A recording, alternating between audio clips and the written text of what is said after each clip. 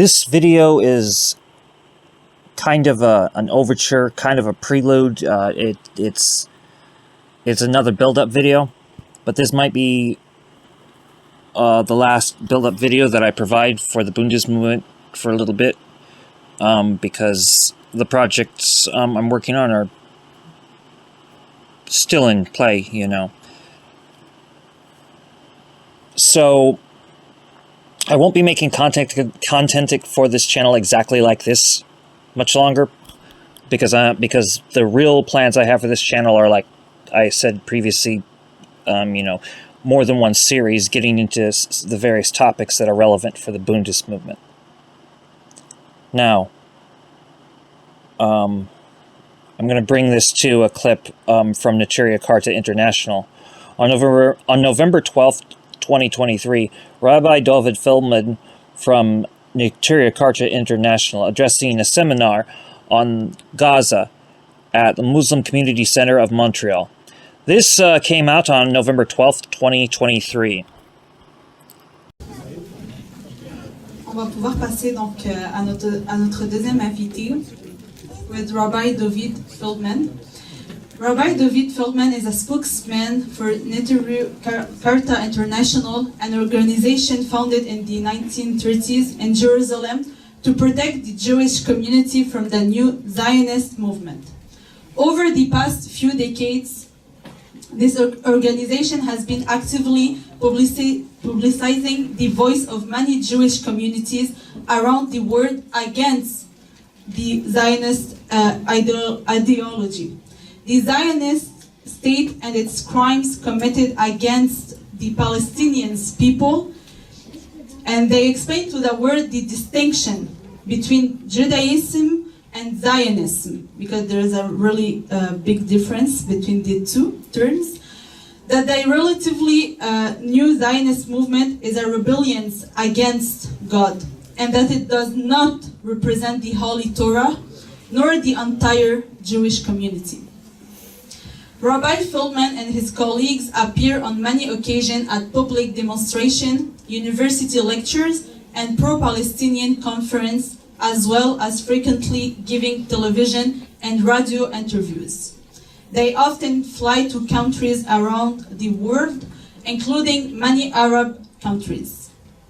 They meet with political and religious leaders and have been very successful in building bridges between the Jewish and Arab communities. Among their numerous trips, Rabbi Feldman and his colleagues have visited the besieged Gaza Strip multiple times, where they have delivered truckloads of medical aid, including an ambulance purchased with donations that they had collected. They were warmly received there, as in all other Arab countries. So I have the honor and the privilege to welcome Rabbi David Feldman on the stage.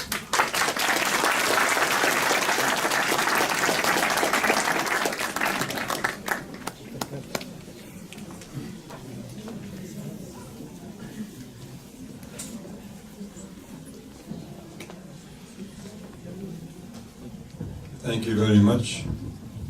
Assalamu alaikum. With the name of the Almighty, may we do and succeed. As the verse in Psalms 121 says, "My help is from Almighty God, the Creator of heaven and earth."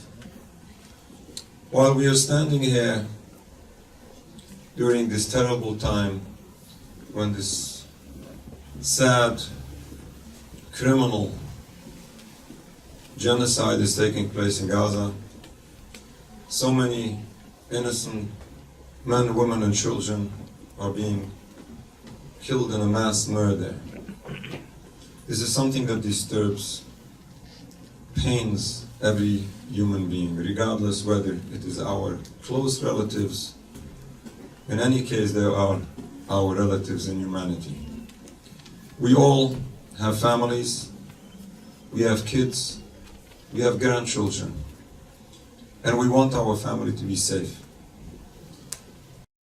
I cannot imagine having members of our family facing threat, danger, and murder.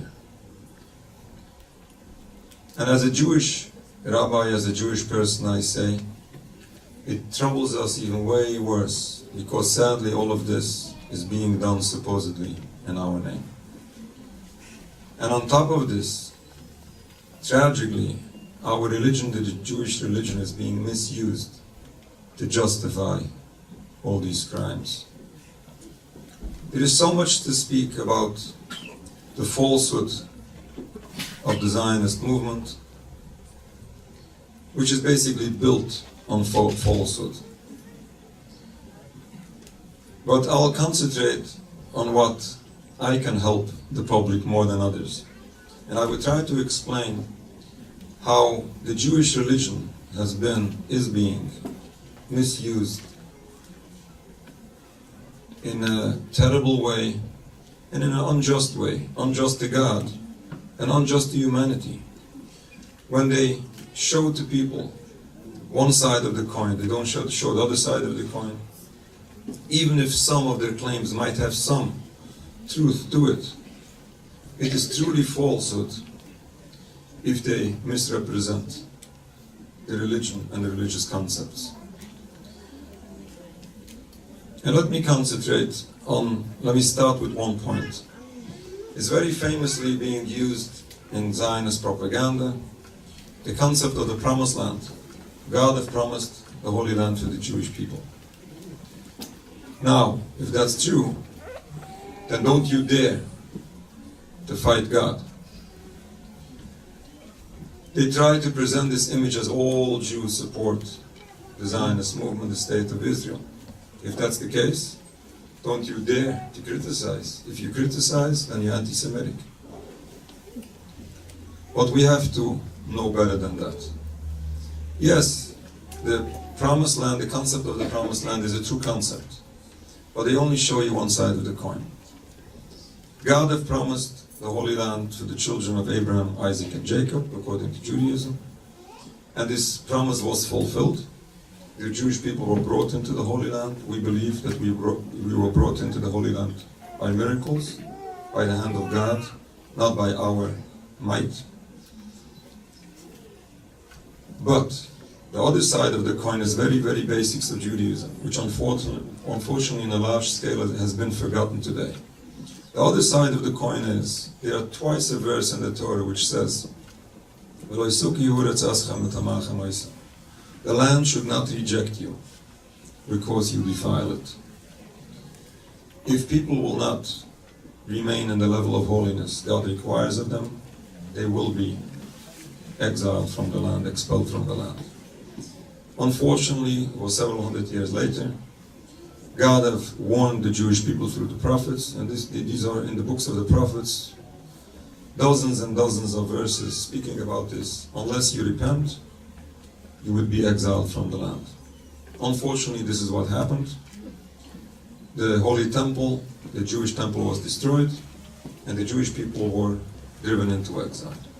Now, all Jews, throughout all generations, without any exception, accepted the Jewish exile as a divine decree from God, and that we are required to accept it and forbidden to fight it by any physical means.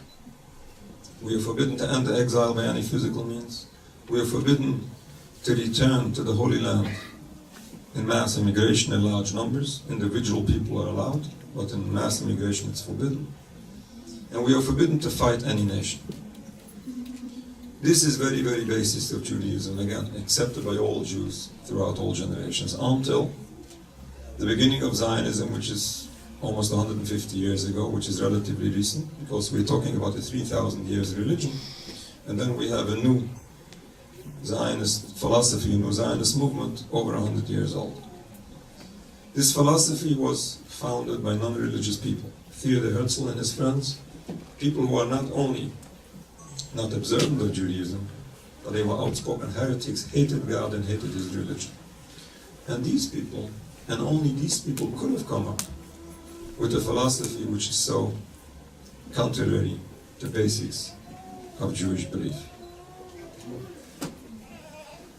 Now we can understand how far away, how contradictory these two concepts are.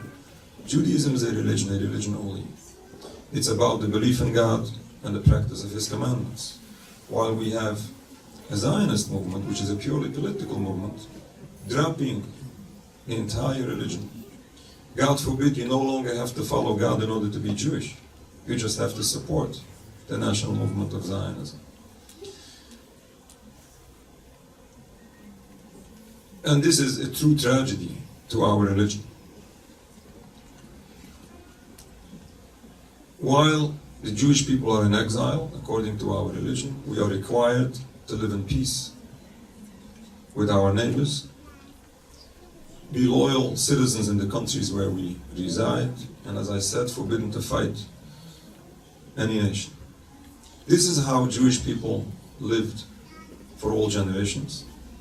In many cases it was difficult, exile was difficult. In some cases it wasn't that bad. It happens to be that the Muslim countries, and in particular Palestine, were excellent in respecting our religion and protecting our people. How? How can Jews and Muslims live together? Nobody will believe this. But the fact of the matter was that we both believe in one God, our religions are close, and we respected each other, and we protected each other. And this is how Jewish people lived in a beautiful peace, especially in Palestine.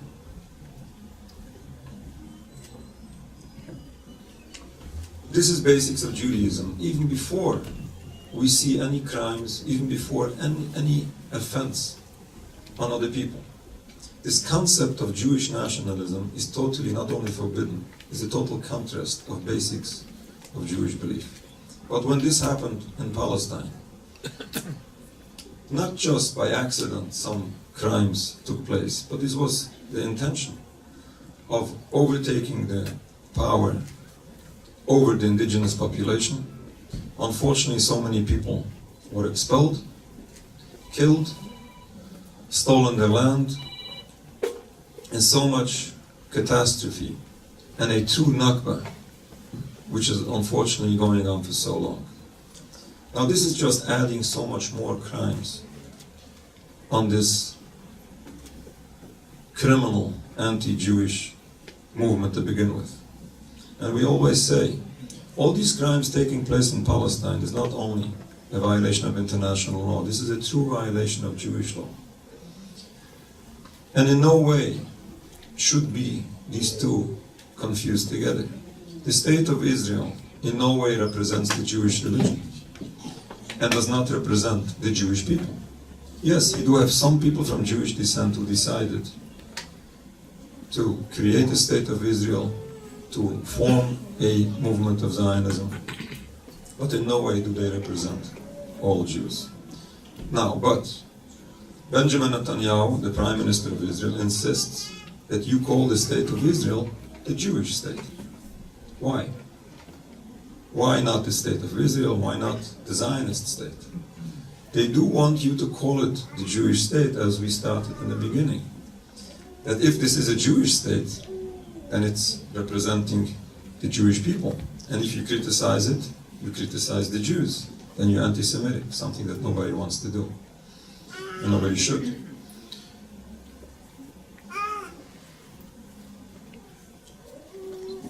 But it's our duty to clarify the issues. It's me as a Jewish person, and it's others in whichever community you are. We have to clarify the issues because we cannot afford the silence. We cannot afford the Zionist movement to get away with all they are doing. And people should be silenced and not speak up. People are suffering, as we see today especially. The Jewish religion is being desecrated. God's name is being unfortunately misused to all what is taking place. As human beings, as religious people, as serious human beings, we cannot allow this.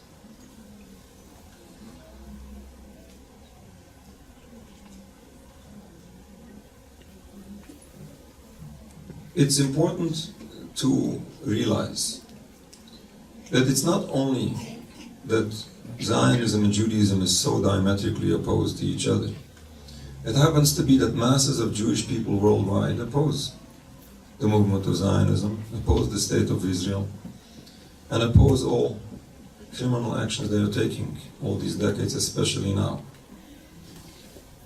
So many people are intimidated, and really, truly intimidated, as I'm sure in the Muslim community, whoever is an immigrant is certainly fearful of speaking up.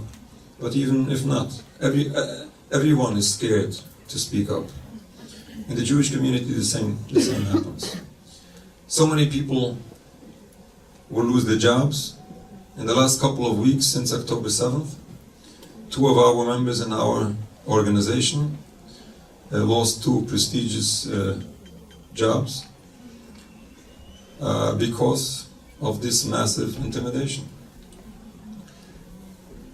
People need to imagine, if we see people out there, if I was today here on the streets, this massive rally for Gaza, if we see thousands of people on the street, and these are the people coming out in public, we can imagine how many more are behind them who don't come out in public. The same happens in the Jewish community. When we see Jewish people coming out, we have to calculate how many more Jewish people are out there who share this view, who are so upset with all what's taking place. We have huge communities. I personally from New York, my colleagues are here from Montreal. We have in Montreal communities. If you very carefully try to look, you would see nice big communities with many synagogues, many institutions with no Israeli flag, no mention anything about Israel. Those people are not Zionists. They will not come out in public, but they are not Zionists, and they don't support the state of Israel. And communities like these are in many parts of the world. It happens to be that in Jerusalem, in Al-Quds, in occupied Palestine, there's a very strong anti-Zionist community, publicly active in their condemnation of the state of Israel. What happened to them? I mentioned it today in the rally. It was maybe 3 weeks ago. And you can imagine, after all this tension, after October 7th, after the state of Israel decided that whoever mentions anything about Palestine is officially criminal. If you mention anything in your social media page about Palestine, you're official a criminal. And those people came out on the streets of Jerusalem with a Palestinian flag to express their solidarity. What happened to those people? They were harassed, badly harassed. Their synagogue was vandalized. Scholars were dragged out in the middle of their studies, out on the street, and arrested. And this happens all the time. And finally, let me add one more important point, which unfortunately just works for the Zionist movement to silence people, is the concept of fear. Everybody is scared. You know, the mainstream media, the Zionist propaganda manages to place fear into the hearts of everyone. Like the Jew is afraid of the Palestinian, the Palestinian who would like to kill us all, to drive us into the sea. And then the Palestinian or the Muslim is afraid of the Jew because the Jew is that mass killer and is that Nazi. Unfortunately, that's the image that we see all the time. But we have to overcome this. It's my duty as a Jewish person. I bring back stories to my communities to explain to them that I visited the Muslim center and nobody killed me. I attended a pro-Palestinian rally. Nobody said a bad word. As was mentioned before in the introduction, I visited Gaza and I was safe. And this was after 2009, after the beginning of the siege. After that, those people were, in addition to all occupation, were even way more oppressed. And we were safe. And this is something that people need to learn, people need to see. And the same the other way around. I suggest you have to bring this message to others. We had the rabbi speaking. We had righteous people. We met them. We meet so many other people.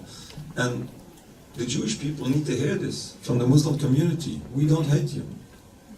We were friends for so long. And we have to remember old history.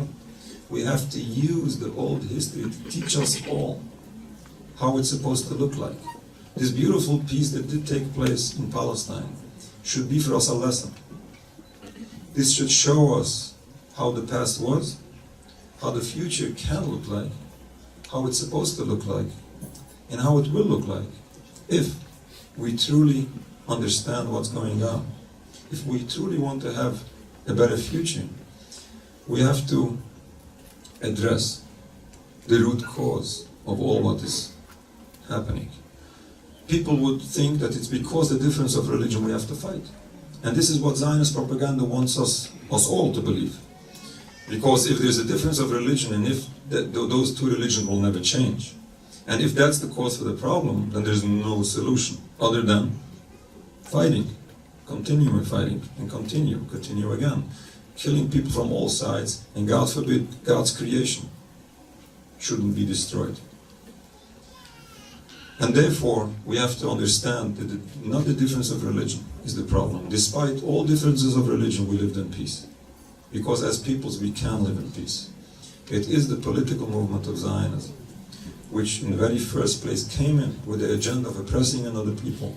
And unfortunately, I say this as a Jewish person, not because I condone any violence, but there's nothing else to expect, sadly, tragically, from this approach of oppressing another people. This has to stop. Certainly we have to have a ceasefire. Desperately we need a ceasefire for those oppressed people who are in dire danger every second as we speak now. We need a ceasefire, but a ceasefire is way not enough. We need a total freedom. We need a total end to this entire occupation. And at that time we can hope to see once again that beautiful peace that did exist before. And I have to conclude, we have to, all of us, in addition to all what we do, all what we speak up for Palestine, we have to pray to Almighty God for all those affected people, all those people in danger, all those souls, human beings that lost their lives, little kids, little babies. We have to pray for the peace of everything. Inshallah. Thank you.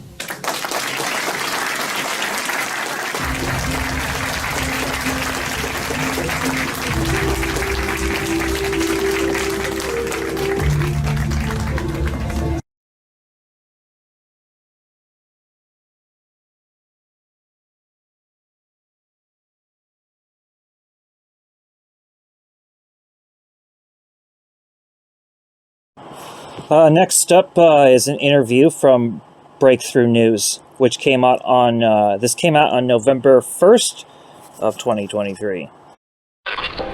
We need a new system. We need a new society.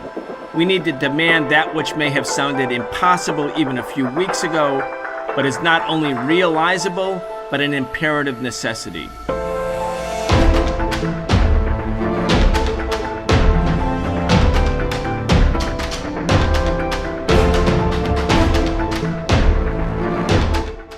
A senior United Nations official has resigned because of the Israeli assault on Gaza. In his resignation, he said, the governments of the United States, the United Kingdom, and much of Europe are wholly complicit in the horrific assault against the people of Gaza. Welcome to the Socialist Program. I'm your host, Brian Becker. Today, we're talking with Rania Khalek. Rania is a journalist based in the Middle East. She hosts the show Dispatches.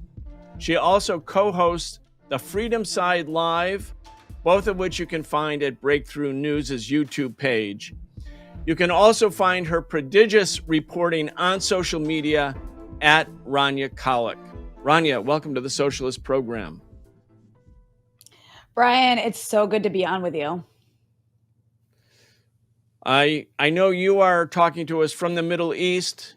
Of course, the eyes of the entire world, but especially the eyes of people living in Lebanon, living in Syria, living in Egypt, in Iraq, in Iran, all over the Middle East, are fixated on the horrific assault being waged by the Israeli government, paid for by the United States, against the people of Gaza. Yesterday, again, a major apartment building in a refugee camp destroyed by Israeli bombs or missiles. The image, in fact, the image of, or the footage of this atrocity is so graphic, so horrific, so disturbing that we can't actually use it. It's too much. The whole world thinks this is too much. And yet you have the Biden administration insisting, along with the Netanyahu government, that this is not the time for a ceasefire. Let's just get the perspective of people living where you are living in the Middle East. Yeah, so I'm coming to you, Brian, from Beirut, Lebanon, and people here are just watching in horror and completely devastated.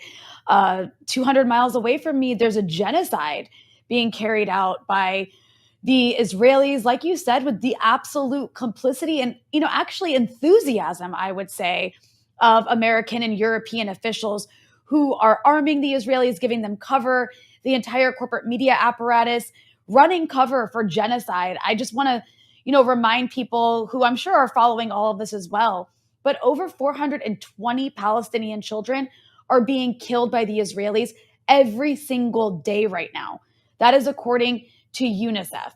The Israelis, as we've all seen, are saying it out loud. You see one Israeli official after another going on television and saying they are intentionally targeting civilians, saying that there are no such things as civilians in Gaza, calling Palestinians human beasts. That was said by the Israeli defense minister, Yoav Gallant.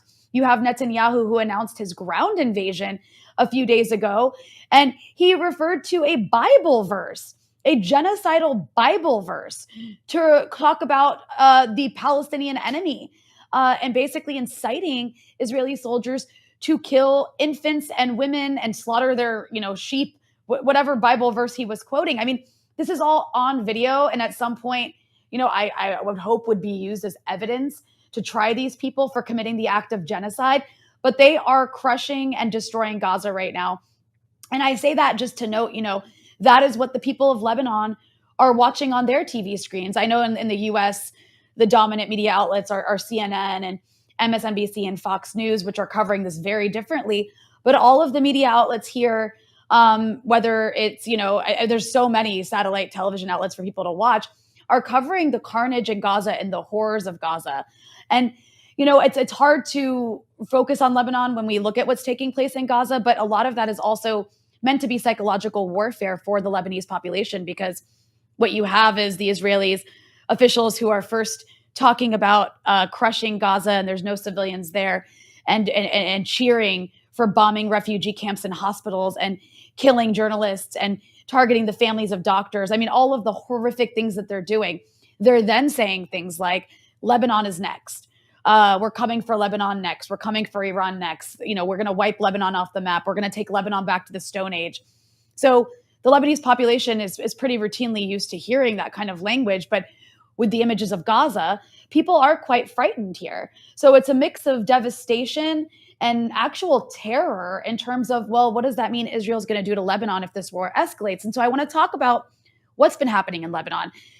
There has been a war going on in Lebanon at the border for the last 24 days. Hezbollah and Israel have been exchanging fire. But what's interesting about this exchange of fire, which hasn't received that much attention because it doesn't look like Gaza, is it's largely up to Hezbollah to make the rules. And so far, about 50 Hezbollah fighters have been killed. Every time a fighter is killed, they announce the name, the age, they show you a photo. And, meanwhile, a lot of these fighters have been killed firing precision-guided rockets at Israeli equipment on the border, particularly surveillance equipment. And Hezbollah has been releasing images of that because it's a part of a strategy on their part to take out basically what's in the north of Israel, what's considered Israel internationally, but people here called occupied Palestine, to kind of let the Israelis know, to send a message to the Israelis that if you continue to escalate in Gaza, if you continue to escalate here, we have plans. We have plans to come for you. And I just want to also note, Amnesty International recently released a report accusing the Israelis of a war crime by dropping white phosphorus on southern Lebanon. They've created massive fires and basically burned down a large portion of the bushes there as a result. And that's, probably because they see those bushes as hiding Hezbollah positions.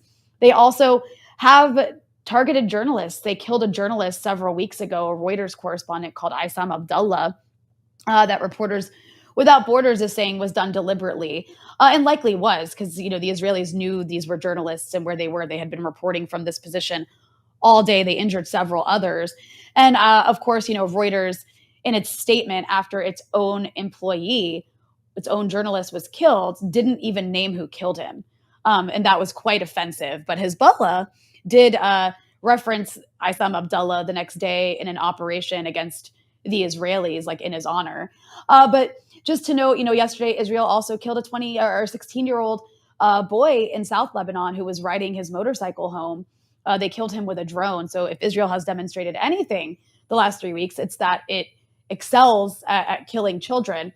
But all that's to say, yes, the Israelis have, of course, killed some civilians, targeted a journalist, killed this child yesterday.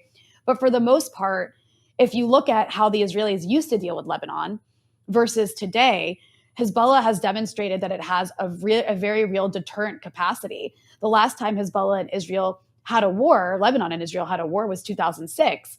And while Israel, of course, killed over 1,000 people, over 1,000 civilians, Hezbollah killed over 100 Israeli soldiers, which, back then was considered a very big deal because it's not common that many Israeli soldiers are killed.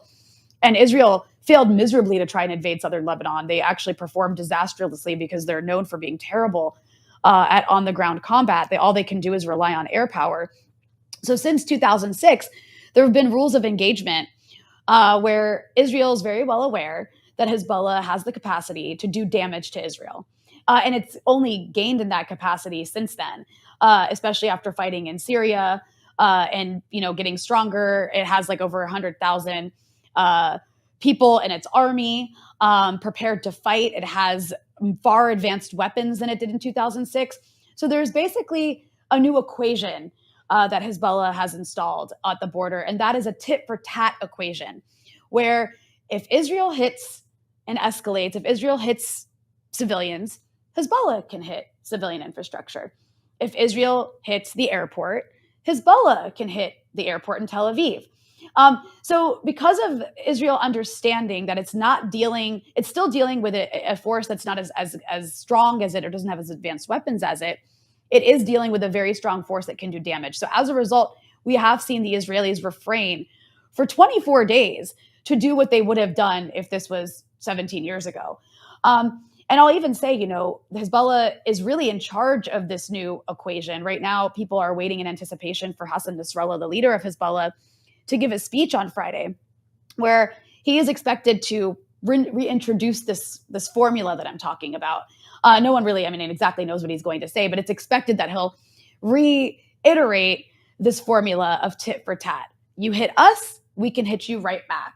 And so as a result of this, for the last 24 days, it's not just Hezbollah operating at the border. There's a new equation where even Palestinian factions can fire at Israel from South Lebanon, and it doesn't change the equation, whereas in the past it would have. Hezbollah can fire, and it doesn't change the equation. So it basically, like I said, whatever Israel bombs, Hezbollah, and Nasrallah has said this repeatedly in speeches over the years, whatever you bomb, we will bomb back. And so, there's been all these embassy warnings from the US. Every few days, I'll get an embassy warning. You need to leave Lebanon immediately, right? There's been all these warnings from the Europeans.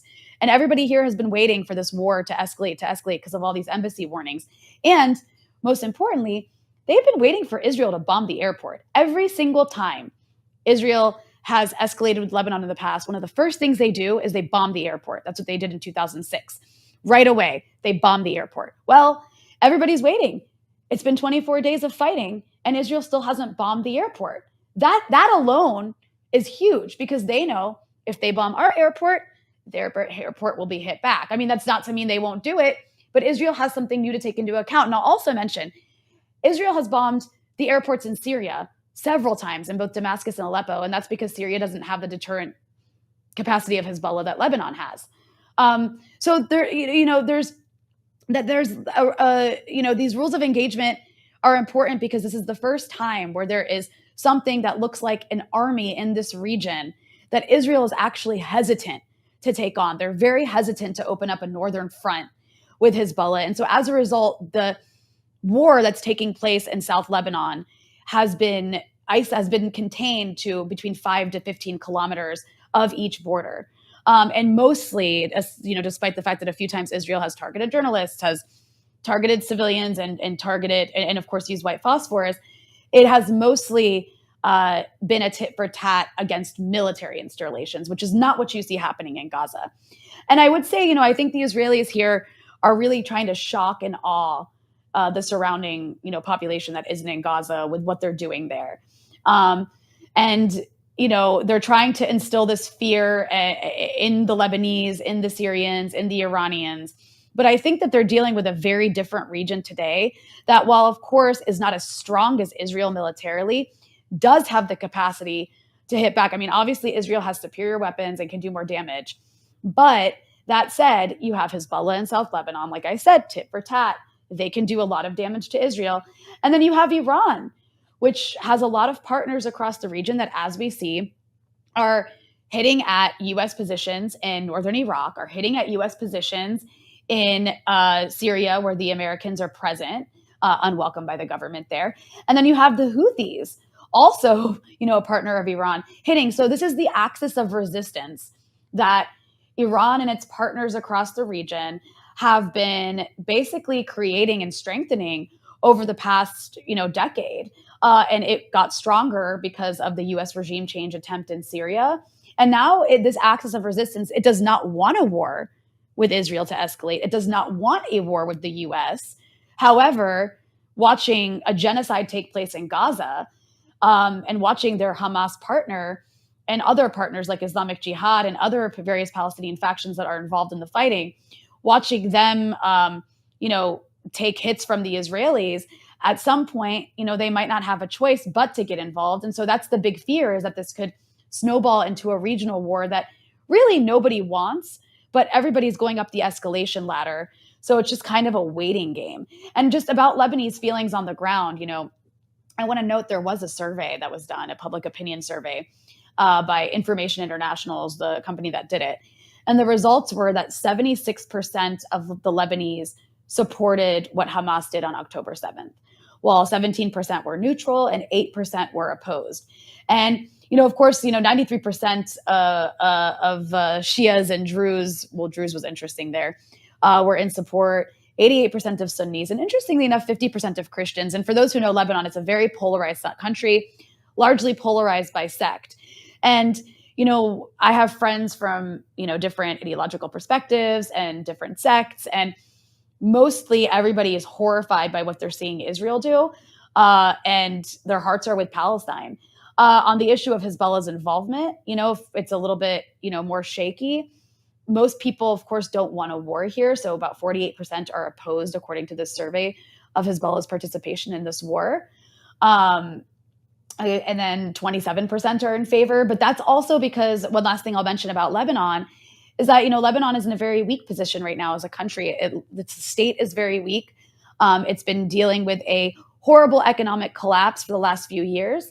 So as a result, we don't have electricity all day. At some point while we're speaking, I'm sure my lights will go out and the generator will come on.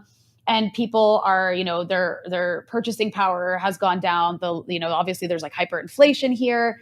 It's really difficult for those who are still being paid in local currency. And a lot of this also, what's left out of that conversation is a lot of that economic collapse is also due to the Americans and Europeans, the fact that we live in a sanctioned region where our neighbor next door, Syria, is under the Caesar sanctions, making it difficult for Lebanon to do business with its neighbor or rely on its neighbor to import products, because it might open Lebanon up to secondary sanctions. And, the fact that the U.S. sanctions Lebanon as well in various ways because of the presence of Hezbollah. And the fact that Lebanon is in extreme debt as well, and just has this very corrupt sectarian system that was put in place, by the French, of course. Rania, let me jump in. Okay. Yeah, go ahead. Yeah, let me jump in. I want to help frame the discussion, and I want to thank you, because you're giving the perspective from the Middle East, from Lebanon in particular, and also an assessment of the military situation. And I think it's very important for people who are mainly getting let's say people living in the United States who are not familiar with the politics of the Middle East, only getting their news mainly from the mainstream media. The entire presentation of this war, and also the presentation about Lebanon and about Hezbollah, is that there are two sides. One side is good, and the other side is evil. And the evil side are terrorists. So Hamas is a terrorist organization. Hezbollah is a terrorist organization. They are terrorist organizations because the US government has designated them as terrorist organizations. So, for instance, during the 2006 war, when the Israeli government, the Israeli Defense Forces, the Israeli military dropped cluster bombs all over Lebanon, hundreds of thousands or millions of them. These are indiscriminate weapons. They explode before they hit the surface. Pellets, fragments go everywhere. They kill whatever they hit, or they injure whatever they hit badly. So they're considered a war crime or a crime against humanity. The U.S. just sent a whole bunch of them to Ukraine, by the way. But when the Israelis did that, the U.S. media would say the Israelis are engaged in a war against a terrorist entity called Hezbollah. And so even though the Israeli government is using weapons that can't be characterized as anything but terrorist weapons, like cluster bombs, that designation of Israel as a terrorist entity doesn't exist in the U.S. media. So Americans are looking at this war as like good versus evil, Israel, a state trying to defend itself against terrorists. And when you look at the track record, the designation of who's a terrorist and who's not a terrorist is completely based on your, or the U.S. government's political, proclivities, who it wants to align with. Its allies are never terrorists, and its enemies are always terrorists. And then you have the complete disregard of the killing of civilians. Matter of fact, the Biden administration and John Kirby, State Department spokesman, or Pentagon spokesman, I can't remember. He's one of these agency spokesmen. Mm-hmm. He's basically saying, well, when it comes to the killing of civilians in Ukraine, that's terrible. He started to cry. He got all teary. You may have seen it. And when he was asked about all of these civilian deaths in Gaza, he was like, well, that's war. That's war. Stuff happens.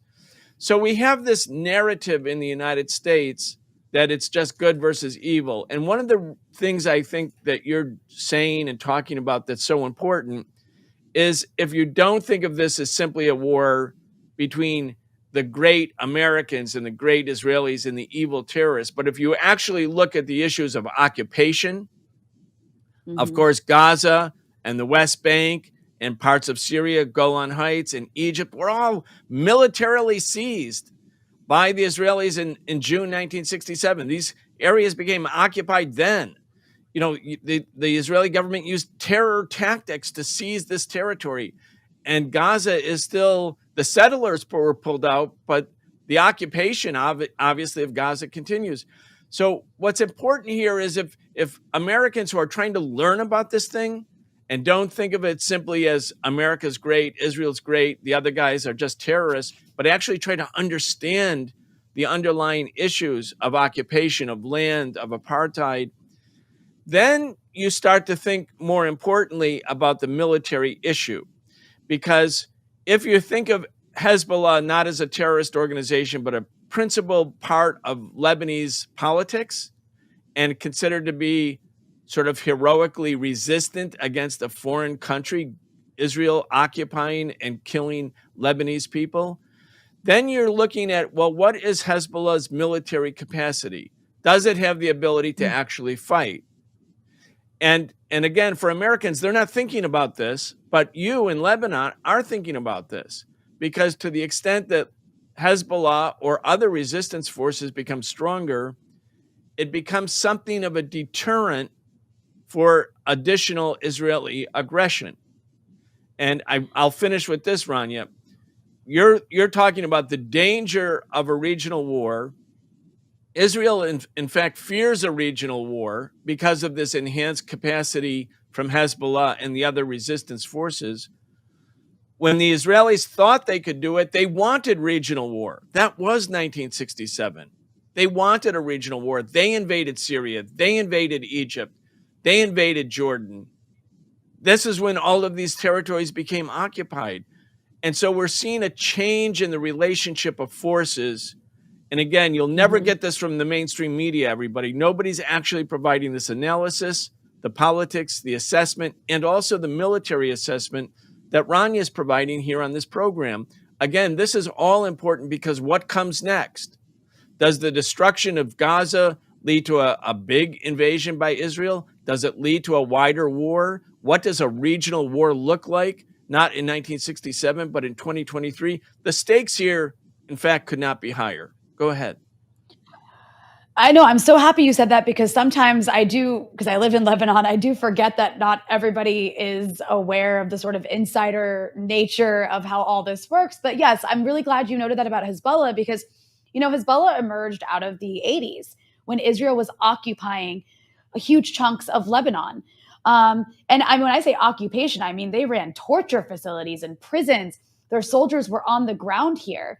And the reason the Israelis no longer occupy Lebanon is because of the emergence of Hezbollah, which liberated South Lebanon in 2000. That was a huge deal. After like half a century of Arabs losing land to Israel, this was the first time it was finally liberated from a settler occupying power. And after that, there was this war in 2006, and the Israelis were not able to invade. Hezbollah pushed them out and gave them a bloody nose.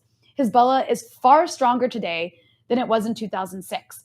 Hezbollah actually spent a very, very long time, years after 2011, after it entered the war in Syria in 2013, fighting ISIS and various al-Qaeda groups that were being funded and armed by the United States and its Gulf state allies to try to overthrow the Syrian government. These groups became a huge threat to Lebanon. They were actually entering Lebanon, and Hezbollah defeated them and protected Lebanon from what happened in Syria, from these groups entering and taking over areas. They actually did enter parts of Lebanon and take over the areas and threaten minority communities. I mean, there's Christian villages that were fighting alongside Hezbollah, and we're thankful to Hezbollah for saving them from these al-Qaeda groups that the U.S. was arming. And by the way, Israel also, especially in the Golan Heights, was supporting these groups on the Syrian side. You know, Israel occupies the Golan Heights, more land it stole from one of its neighbors. So you have the settler colonial power that is now faced, like you said, and this is why I think the military aspect of this is so important. I mean, what we're seeing on our social media feeds is horrific. We're seeing video after video of cut up children, of parents chaotically running through the streets, holding bags of their mutilated children's bodies, of, you know, mothers having to write their children's names on their kids' limbs in case they're killed. It's, you know, almost 4,000 dead children that we know of. So many of them babies, literally babies, being just deliberately massacred by the Israelis.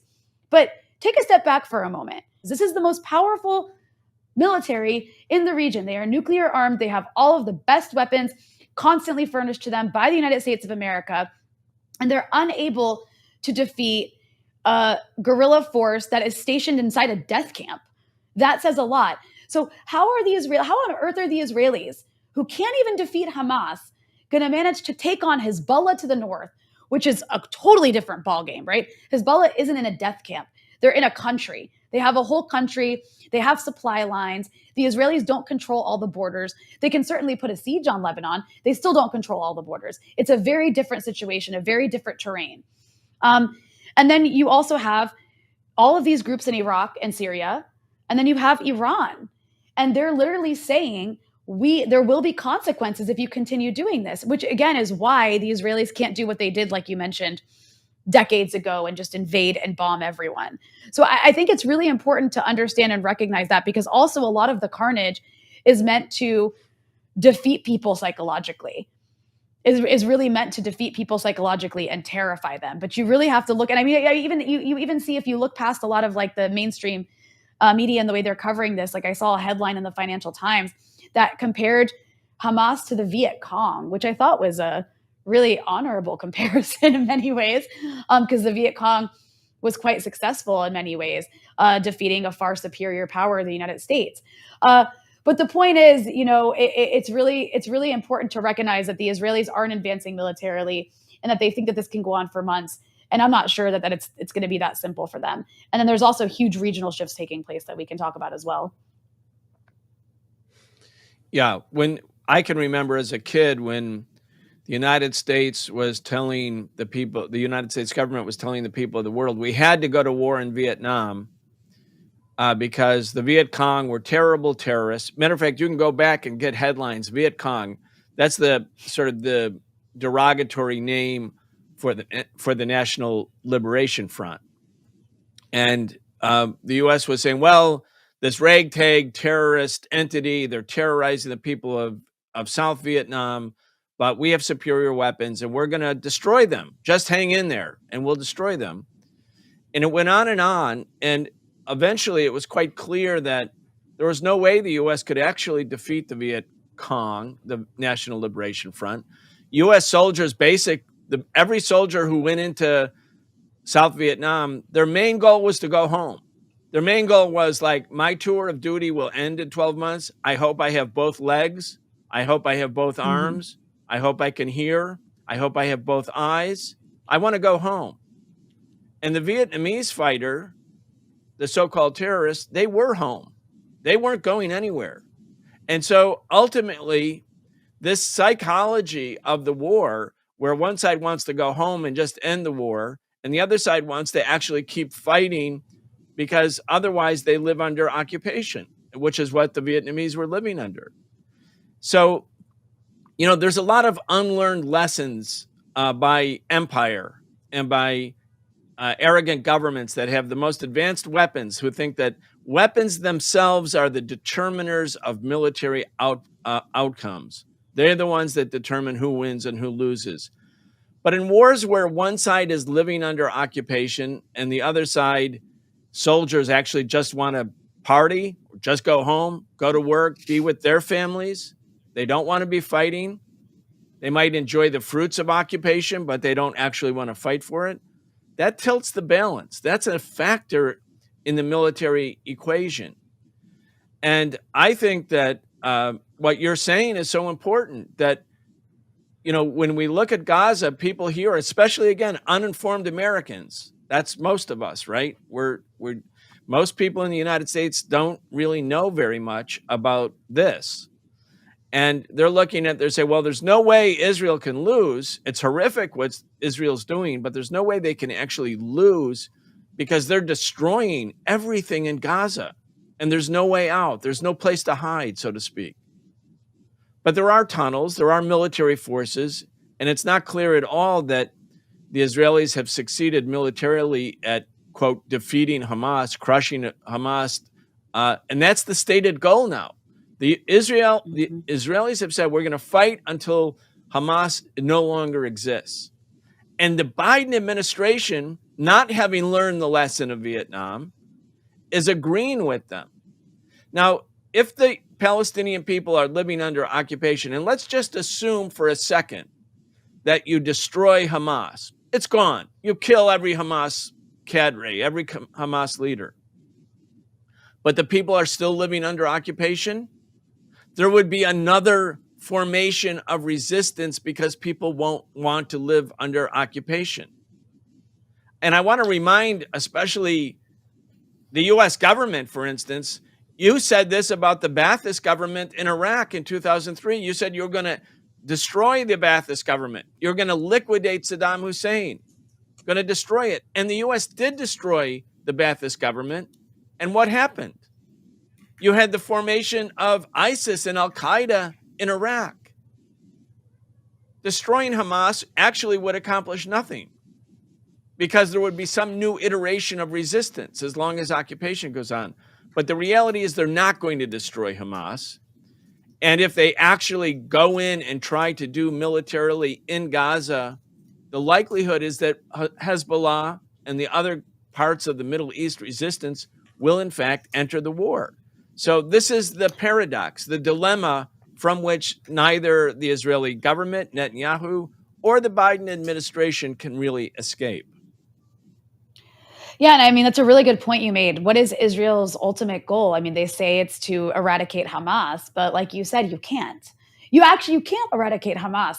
I mean, there's a few things to unpack there. First of all, it's an ideology, right? And it's happening as a reaction to occupation. And it's not only Hamas that's fighting. It's all the Palestinian factions. Hamas is the strongest one, but all of their military wings in Gaza are involved right now. And then who is Hamas? Are Hamas aliens that just landed in Gaza? No, they're Palestinians who are fighting occupation. They're the children of 2008 Operation Cast Lead that killed, I mean, at this point, it seems like nothing because we're reaching almost 10,000 civilians killed in Gaza at this point. But I think that killed like over 1,000 civilians and many, many, many children, like usual. Who do you think the people from 2008, what do you think they did after that? After they lost their parents and they were orphaned? They probably joined Hamas. 2014, Operation Protective Edge. These names Israel comes up with. Another 2,000 people were killed. 500 of them were children, over 500 of them. What do you think those children who were orphaned in 2014 did? You think they decided to surrender, living in a concentration camp that's now been turned into a death camp? A lot of those kids probably joined Hamas or some other Palestinian military faction. You had a war in 2021 by the Israelis on Gaza. It was a little bit shorter, but it was just as devastating as the others. What do you think is going to happen to those kids? What do you think all of these people, all these kids we see on these videos who are running around searching for their parents or hugging their dead parents, who, you know, some people are saying, what's worse, to survive or to be killed? It might be better to be killed because it's just an apocalypse in Gaza. What do you think those kids are going to do? You think they're just going to give up after they've been traumatized for life? Or might they want vengeance? Might they want liberation? Might they want freedom and now have a reason to fight even harder for it? I mean, it's just so stupid to suggest that you can eradicate Hamas. Israel, no matter how much it destroys Gaza, Hamas will still exist, which means Israel can't win. This is why, you know, you probably saw this video going around of Hillary Clinton saying a ceasefire would be a gift to Hamas, so we can't have a ceasefire. You have all of these American officials and senators and Congress people refusing to back a ceasefire because Israel can't win with a ceasefire. A ceasefire would mean a defeat for Israel. That's the parameters that Israel's laid out for itself. So militarily, there's nothing Israel can do but just kill, and eventually lose. I mean, it's not that doesn't mean that anybody really wins, but Israel cannot win. That's the position it's put itself in. Yeah. And again, it requires from the people of the United States more knowledge, more understanding of the underlying issues, because the media spoon feeds people propaganda. Like before the Iraq first Gulf War, and I was one of the organizers of the big protests against the first Gulf War and in the second war in 2003. But parts of the American population fervently believed before the first Gulf War that Iraqi soldiers went into Kuwait City and ripped babies out of incubators, throwing these early born children who will die otherwise if they're not in incubators, just throwing them on the ground so that the Iraqis could take the incubators back to Baghdad. And so that was a deliberately planted propaganda piece by intelligence services and the Kuwaiti government, and embraced by the US government and embraced by the US media. And it was in the same loop, you know, the B-roll that people see on this show, the same loop of Iraqis took these babies and tossed them onto the floor and stole the incubators. So anybody who had a decent sort of humanitarian bone in their body would say, well, we have to strike the Iraqis because these people are monsters. And then it turned out not to be true. Well, in the case of October 7th, what happened when Hamas took the military initiative, civilians were killed. And we saw at least bodies under tarps. And the presentation was these terrorists came and they just slaughtered civilians because they're anti-Semites. The issue of occupation dropped out, the issue of apartheid. These were violent terrorist anti-Semites carrying out a pogrom against Jews, similar to what the Nazis did when the Nazis had state power in one of the biggest military machines ever, you know, between 1933 and 1945. Now, any human being who looks at a dead person who's a civilian, you're going to feel sad. If you hear about the death of a child, doesn't matter if the child is Israeli, Palestinian, just the human reaction to that image makes you feel compassion for the victim. And in the war, there are victims, and the civilians do matter. But what happened with the U.S. media presentation was only the Israeli civilians who died mattered. And all of the death and destruction that's happening, not simply since October 7th, but has been happening for the last many decades against the Palestinian people, including mostly civilians, mostly children. There's not a Palestinian army per se. Hamas has developed a guerrilla force now, but there's no Palestinian army. So when you're at war with Palestine, you're at war basically with civilians. In Gaza, half the people are under the age of 18. That means half the population are children. So you're just inherently at war against civilians. And it doesn't matter to the American media. Like you mentioned, the civilians, the children who are dying in such large numbers. In the American media, they died. If they were Israelis, they were killed. Like that language shift actually matters for people. Like if you die, that's sad. If somebody was killed, then you have somebody to blame. But if somebody just died, there's kind of like nobody to blame. And what is Israel to do but to defend itself? So, we heard the same sort of superficial arguments, but arguments that work well within a sort of a population that doesn't have information. And again, for Americans, there is a reference point here. Like now, because of the 1960s and 70s with the progressive social justice movements, we finally had a different narrative about Christopher Columbus. We finally had a different narrative about the wars that were waged against indigenous people, the Indians in America.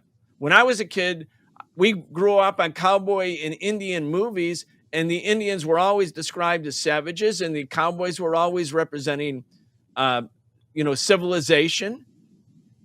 I mean, that's what's going on. The American people are being spoon-fed the same sort of cowboys and Indians narrative about what's going on in Palestine, and not recognizing that the government that speaks in their name and spends their tax dollars is actually funding an occupation that makes resistance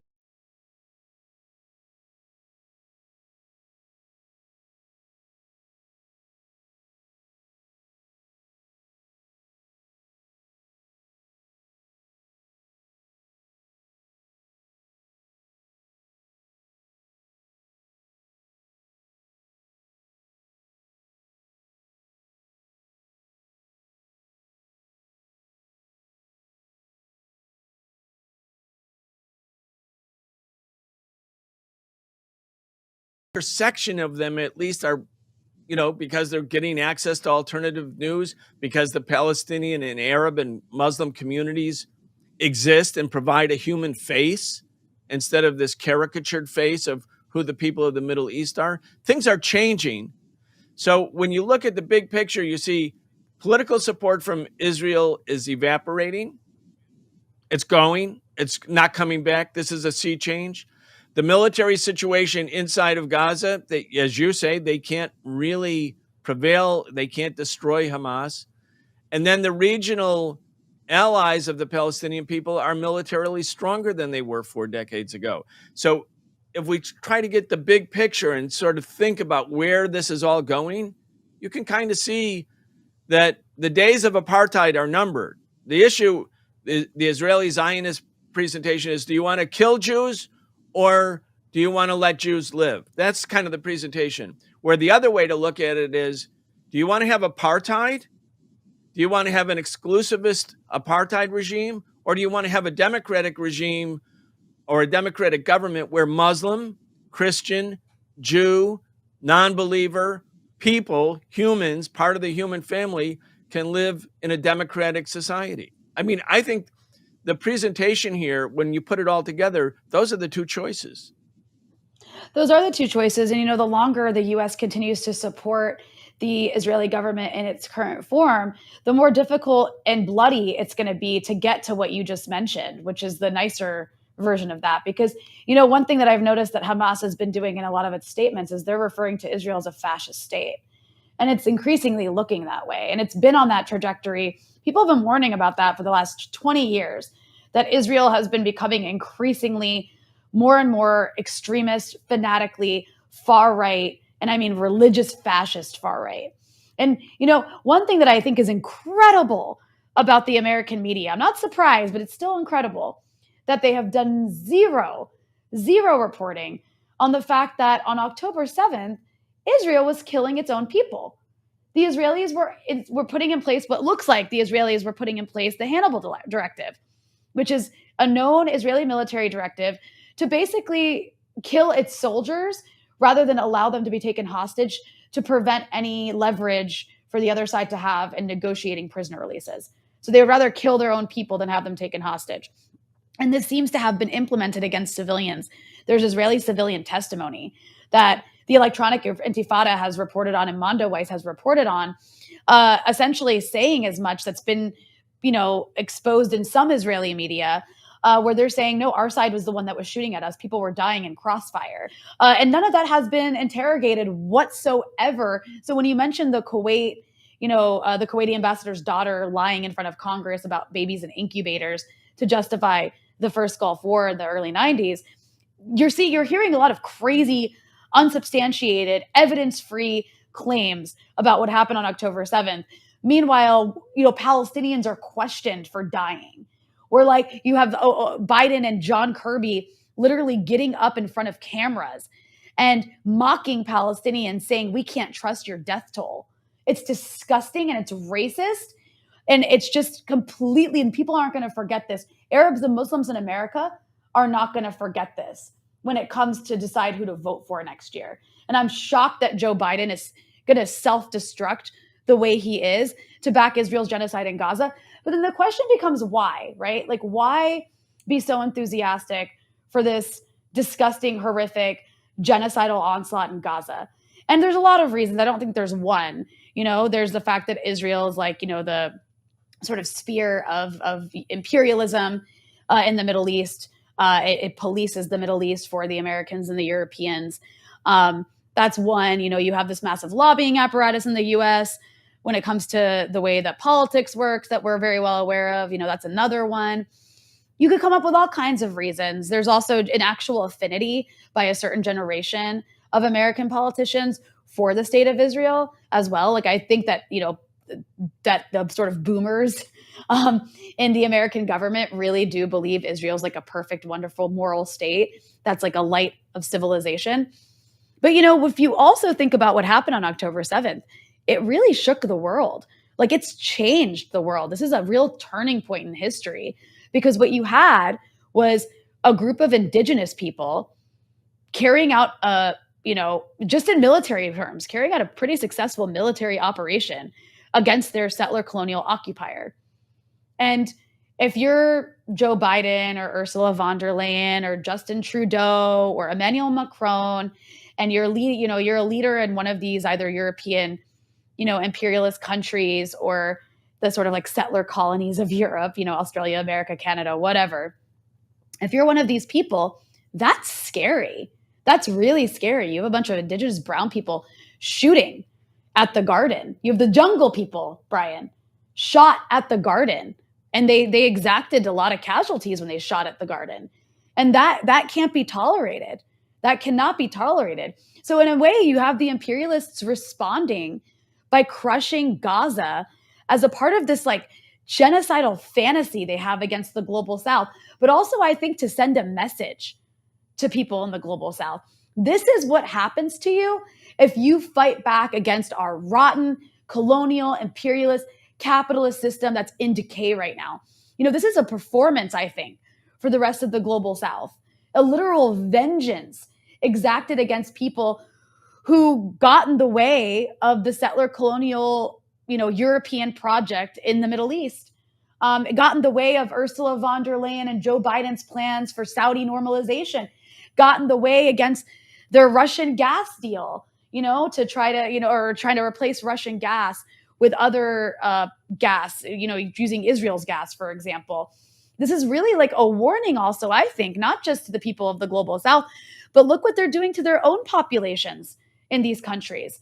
The repressive measures being put in place in Germany to ban protests, talking about banning the Palestinian flag in the UK, the entire UK corporate media apparatus referring to pro-Palestine protests, even led by Jews, as pro-Hamas and anti-Semitic.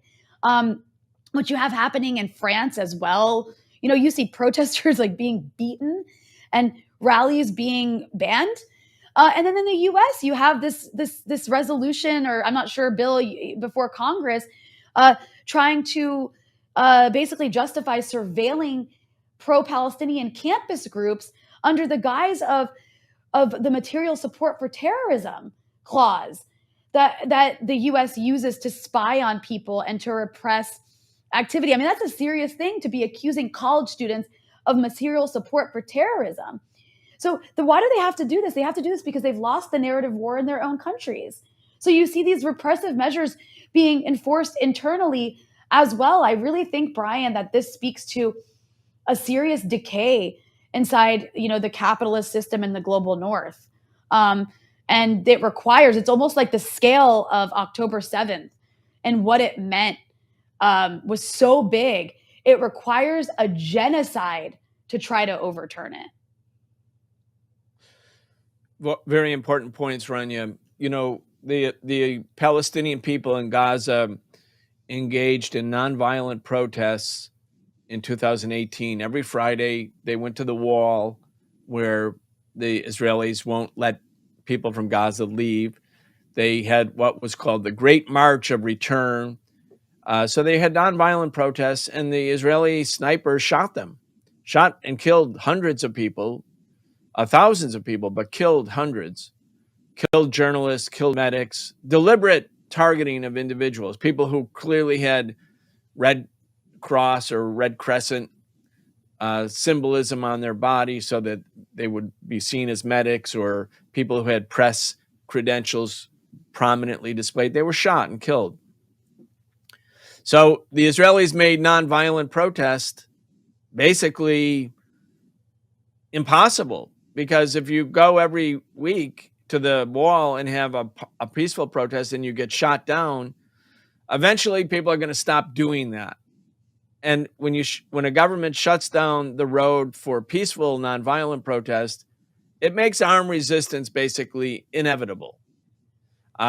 In many ways, the United States having the First Amendment, it's kind of a safety valve to make sure that armed struggle groups don't form. And of course, the First Amendment is always being attacked, even by people in the establishment who say they love it and like it and makes America great. But that said, that's what happened to the Palestinians. They tried nonviolent, peaceful means. Now, let's go back to the point you're making about Americans who are engaged in solidarity. In maybe half the states of the country, it's illegal to support the boycott, divest, and sanctions movement for Israel, meaning don't do to Israel, to the apartheid government in Israel, what the worldwide progressive social justice movement did to the South African racist fascist apartheid regime in South Africa in the 80s. Boycott, divest, and sanction. Don't buy stuff from them. Isolate them economically. And half the states in the country have laws which makes it illegal. Abby Martin, filmmaker, journalist, our friend, had her conference speech canceled in Georgia because she refused to sign a thing saying, I will not boycott, divest, or advocate boycott, divestment, and sanctions of Israel. She sued them. But this is half the states in the country. And the legislators who are writing these laws, making it illegal to protest peacefully against Israel, they're being joined by officials from the Israeli government who sit with them and help write the laws for like state legislatures. So if you make protest impossible in Gaza, if you criminalize dissent in the United States, then obviously, the whole issue of how do you get justice includes the issue, in the case of Gaza, of possible armed struggle. That's what October 7th was, an expression of that. And then once the armed struggle starts, the focus is on the people who engaged in armed struggle. You characterize them, demonize them as only terrorists. They're evil and they're fighting good. So then the whole process of how this came to be, October 7th came to be, is ignored. So you're making the point that October 7th in some ways is a turning point, which doesn't mean we're celebrating killing civilians. On the contrary, who isn't horrified by the death of civilians? But if it is, in fact, objectively a turning point, then what happens next matters. We have a clear signal from the Israeli government and from the Biden administration about what they think the next thing should be. And it should be endless, intensifying criminal war against the people of Gaza. That's their message. Joe Biden is on record saying, no, this isn't the time for a ceasefire. The Israelis have rejected a ceasefire. They've called it a despicable act by those in the UN who advocated for a ceasefire. Biden obviously doesn't want a ceasefire in Ukraine either. You know, if that's your message to the people of the United States and the people of the world, our message is no ceasefire. Our solution is no ceasefire. Keep fighting. Keep the bombs coming. And by the way, the military contractors, their stocks are going through the roof. They're very happy. I was reading some of the messages from CEOs of weapons manufacturers to their investors. They're saying, well, they use kind of euphemistic language, but they're basically so happy about what's going on because they're going to be more arms shipments, more profits for them. It's good business. And I say to the people of the world and people in the United States, and of course, a very big part of the Jewish community is now on record out in the streets having militant protests demanding a ceasefire, saying Biden doesn't speak for us. He doesn't speak for this part of the Jewish community. When you look at the whole program of Biden and the Israelis, that's not a program that people of the world want. They don't want endless war. They want the ceasefire. But more than the ceasefire, they want justice. They want the underlying cause of the conflict, the thing that started October 7th, to be remedied. And the only remedy is to end occupation and to end apartheid. The problem of war isn't simply the absence of peace, it's the absence of justice. Because the absence of justice makes conflict almost inevitable. With all that said, Rania, I'm going to give you the last word. Again, here in the U.S., we're on the eve of the biggest protest, November 4th, in history for Palestine. And the protests have been going on every day in every city. But we have entered, as you put it, a new period. And it's up to us, the people of the world, not just the people in Gaza, but us. What do we do? What kind of a difference can we make to lead, to find a path that takes us to justice? Yeah, I'm so happy that there's so many people who plan to be attending November 4th. I hope anybody who can get there gets there. It's so important for these governments in these supposedly Western democratic countries to see that internally people do not want this. And polls show it. Polls show exactly what you're saying. The majority of Americans want to see a ceasefire. Joe Biden is completely out of step, not just with the majority of Americans, but also like the overwhelming majority of his own party. And I would also add, this is reaching incredibly dangerous territory, if it wasn't already dangerous enough, right? You have Gaza just being completely relentlessly crushed and destroyed with genocidal, fanatical Israeli government officials telling us exactly what they want to do there, and they're doing it. And that's going to continue if we don't stop this. Moreover, this is going to escalate across the region if this isn't stopped. This is going to escalate to Lebanon. It's going to escalate to Syria, which is already dealing with so much. It's going to escalate to Iraq. It's going to escalate. It's going to reverberate in a very disastrous, catastrophic way across this region. It is going to light the Middle East on fire. It's going to cause a regional destructive war that really, I think, will be more dangerous than what we see in Ukraine because of of how much it can snowball into catastrophe. And you will see the Americans be forced to get further and further involved. We already have several aircraft carriers in the Mediterranean coming to show force against Iran and to resupply the Israelis. You already have America sending more troops to the region. This is a scary, dangerous moment. We need to put a stop to what's happening in Gaza to prevent the entire region from exploding. Rania Khalek, thank you so much. Thank you, Brian.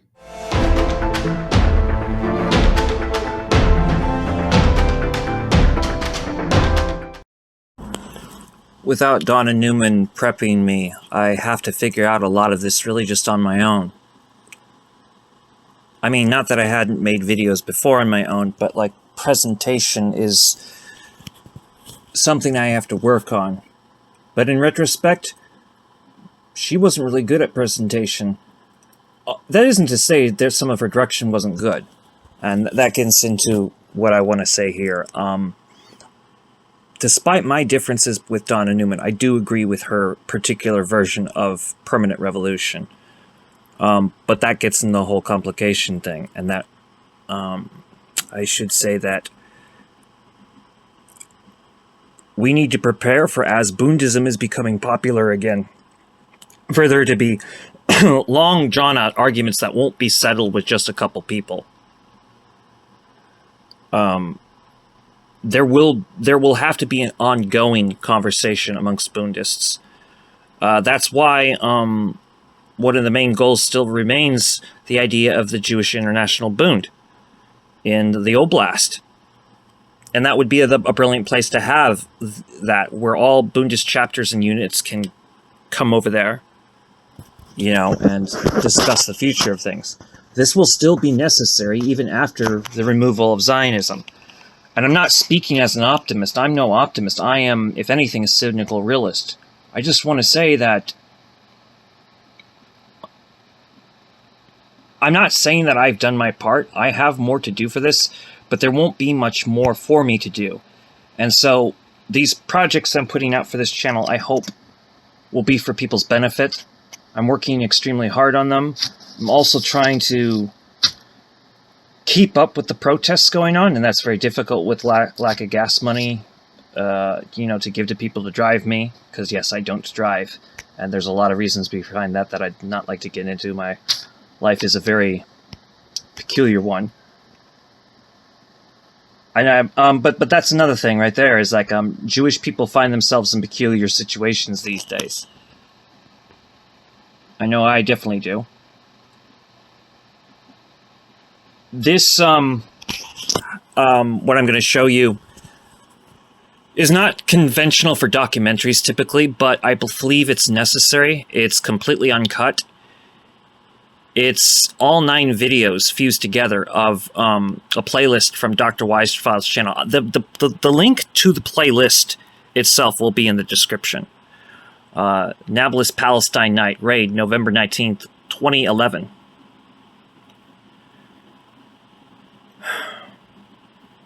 You know, it's actually rather sad. Dr. Weisfeld was very optimistic back then, and I always hated the optimism, but, you know, I'm actually really nostalgic for that. He's in the war mentality right now, which is correct. The simple truth is, we are at war.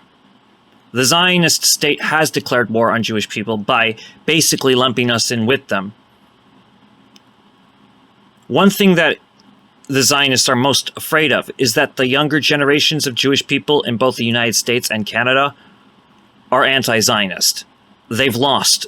They've, you know, like the previous video was pointing out, they've lost the narrative.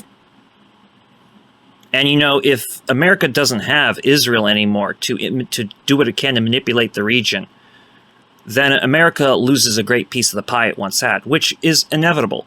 But that doesn't mean that we're out of the woods. What happens in capitalist crisis is what? Fascism. And we see that. 2020 should have been enough of an awakening, but this was going on before 2020.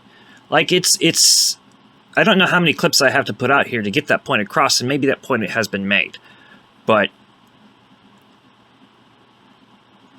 it's just, we're in this surreal period, and it's getting pretty terrifying now. But anyway, this is titled Nablus Palestine Night Raid, November 19th, 2020. Sorry.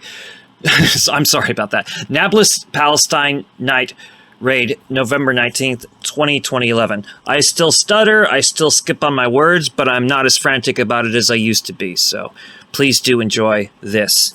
It's going to be around 45 minutes, so if you have the patience for it, please watch it. If not, you can obviously fast forward up to, you know, what I have to say next in my conclusive, in how I will conclude this video. But anyway, I do hope you enjoy, and I hope you see that this is, by the way, 2011. So October 7th and all this shit that's being said, like, this is not, like, you get to see just how long this was going on. Yes, 2011, and Dr. Weisfeld is the one filming all of this. So, like, and this is not something you can just hear in the background. You're going to have to watch this to comprehend what you're seeing. And like I said, if not, if this doesn't suit you to see this, then you can just fast forward to when I speak again in this video and conclude. But anyway, I do highly suggest that you pay attention to this.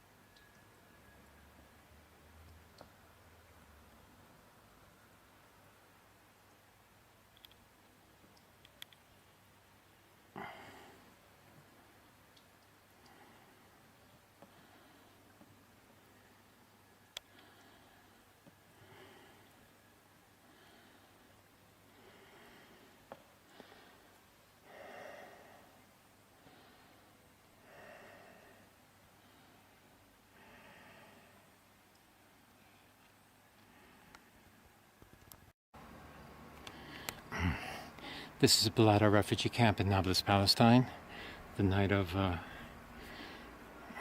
should be the 5th of October 2011 right now.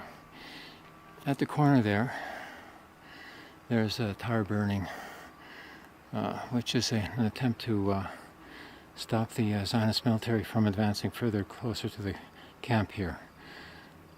There's about 12 military jeeps that have entered into the area between the Balata camp here and the anti-Zionist camp further down over there.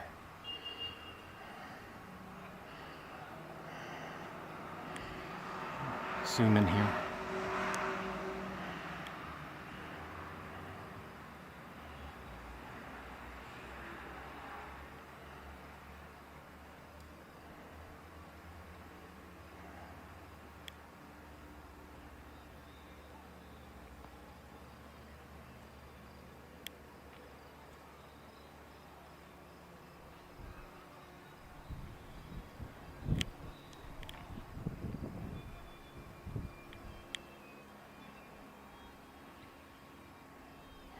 That's an attempt to block the roadway to the military jeeps coming in closer right now.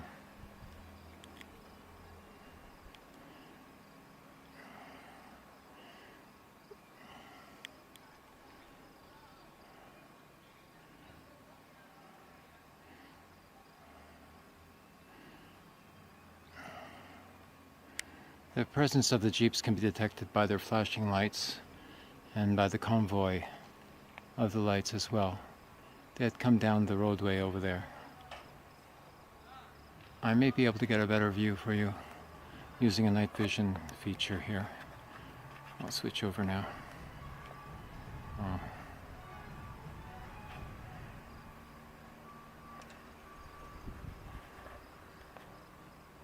Here it is.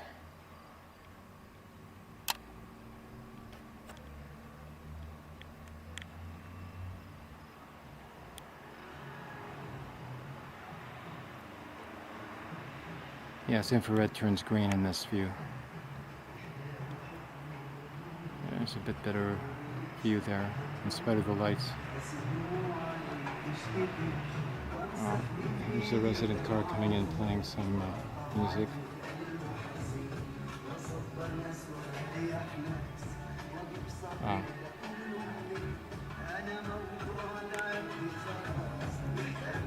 I can see a Jeep at the end of the road over there.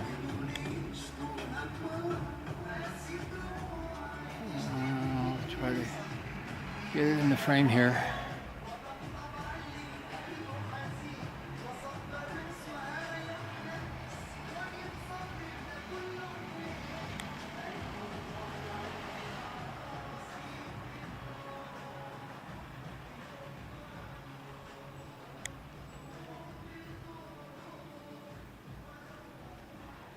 Oh yes, there it is.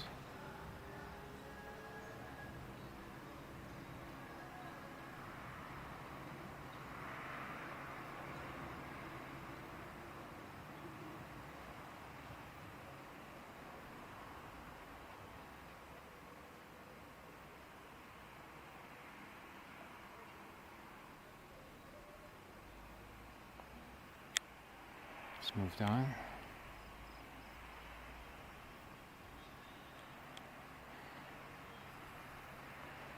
It seems to have moved.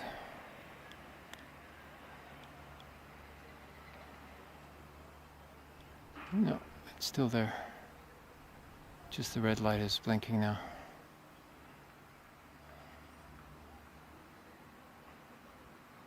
So far I don't see any other Jeeps around. Although they're hidden now from the view by those tall buildings over there. It seems that the military come in front of the camp there, in front of that church over here, which houses the Jacob's well in the basement,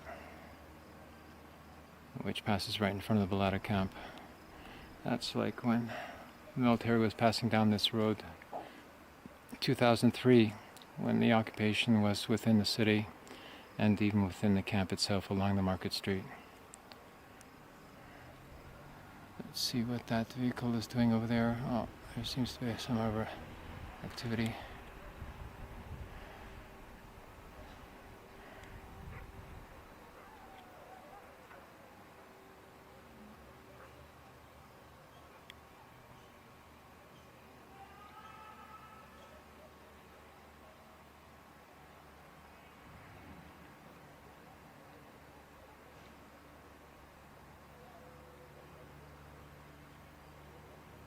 It's moving.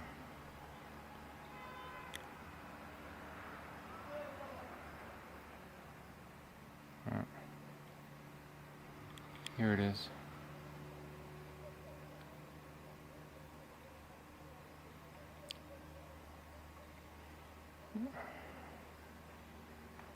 Trying to get a closer view of it to see if it's a military vehicle. Oh, it's hidden now.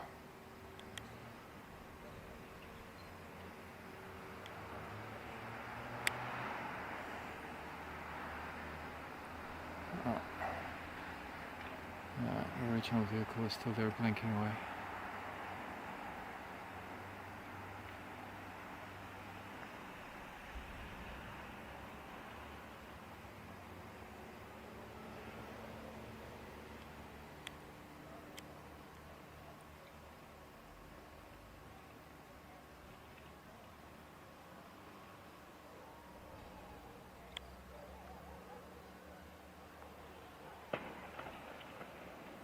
I hear something like a shot.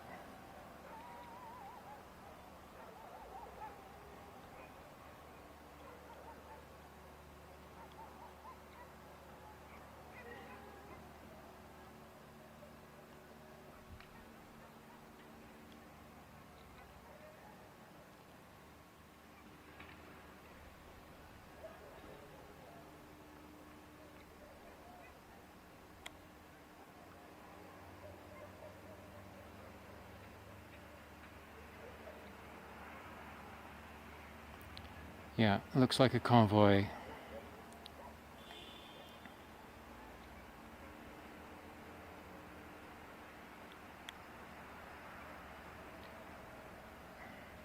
One, 2, 3, 4, 5, 6, 7, 8, 9, 10, 11.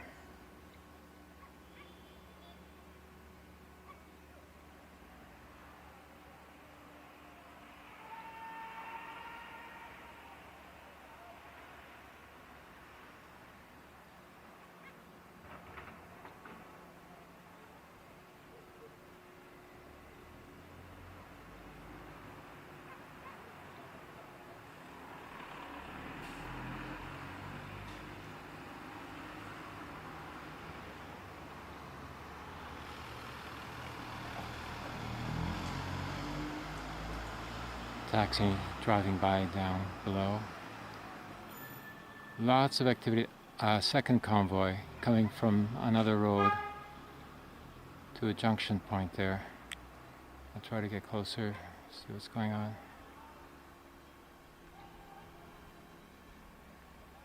Yes, lots of vehicles.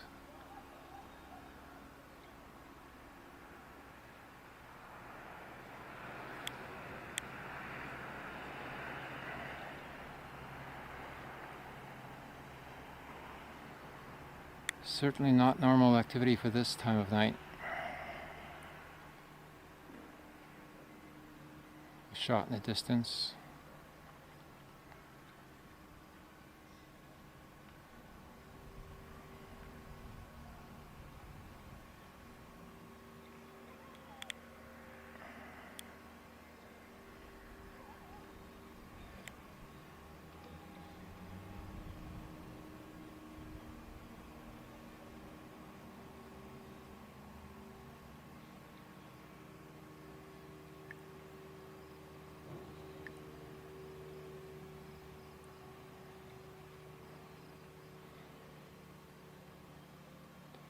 Three, 4,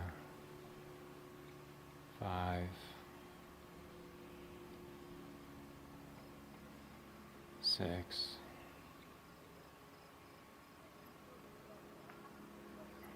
7,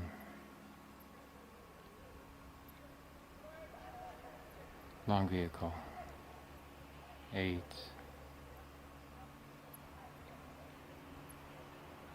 9. 10.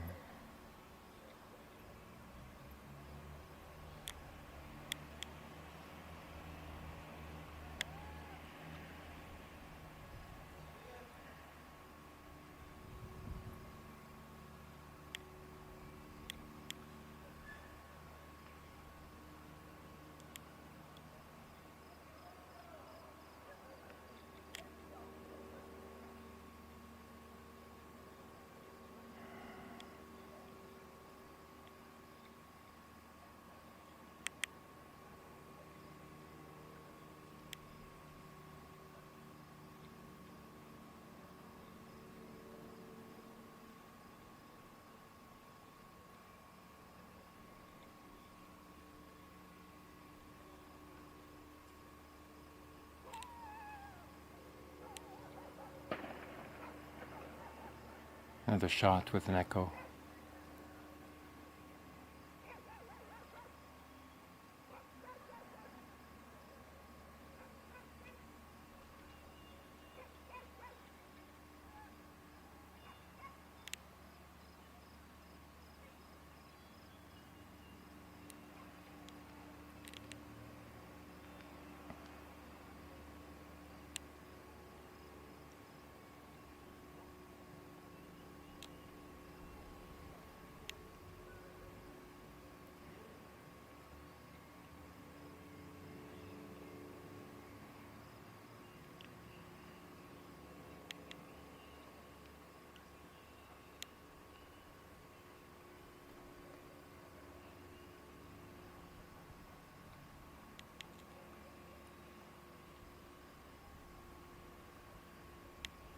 Oh, approaching vehicle.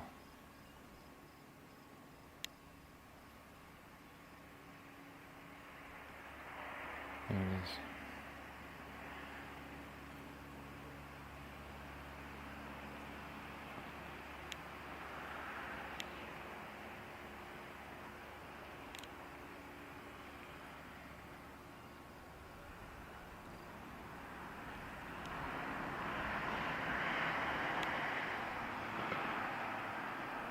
Another shot.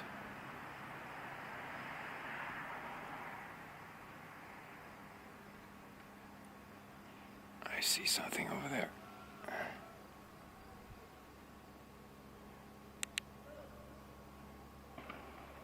Another shot.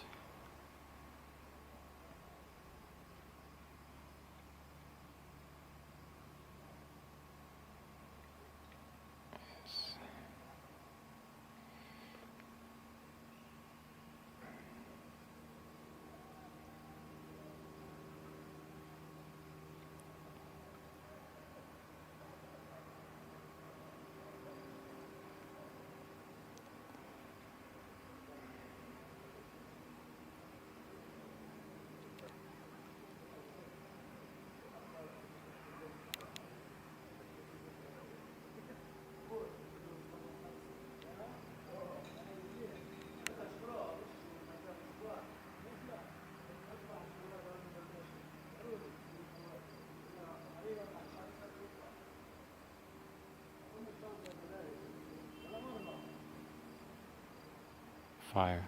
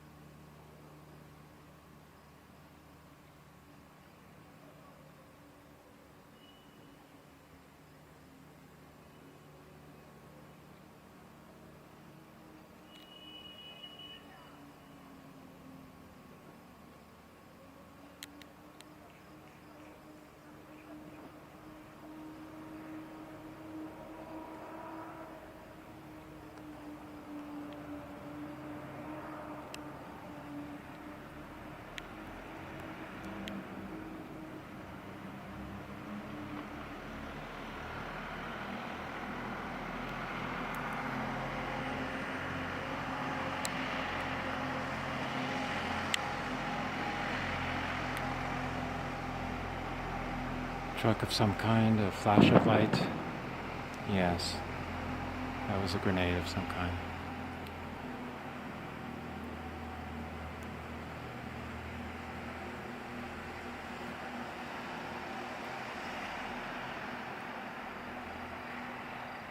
That could have been a bulldozer.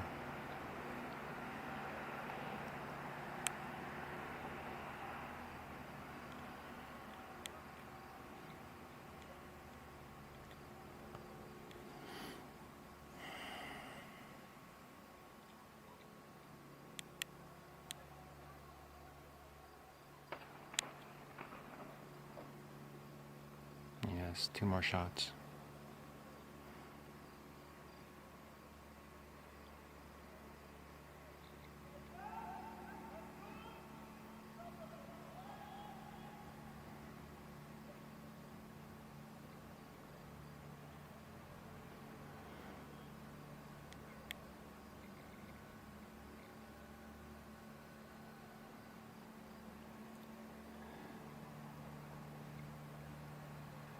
Battery is giving out. I'll have to change it soon. I see something there.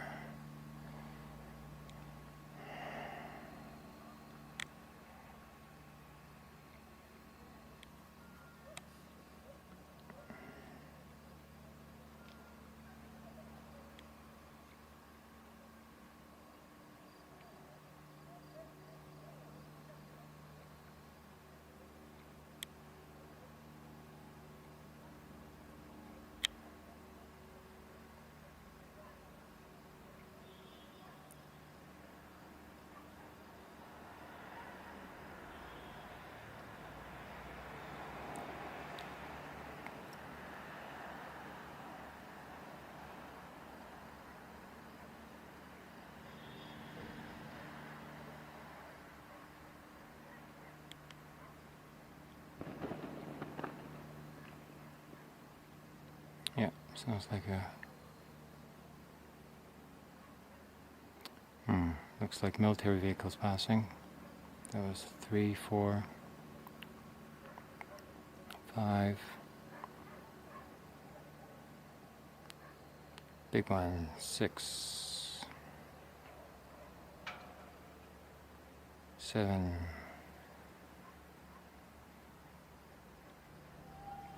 8.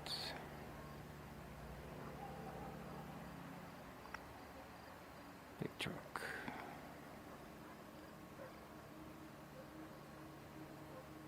Bigger truck.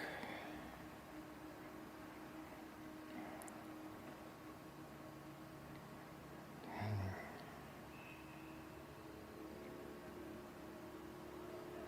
11.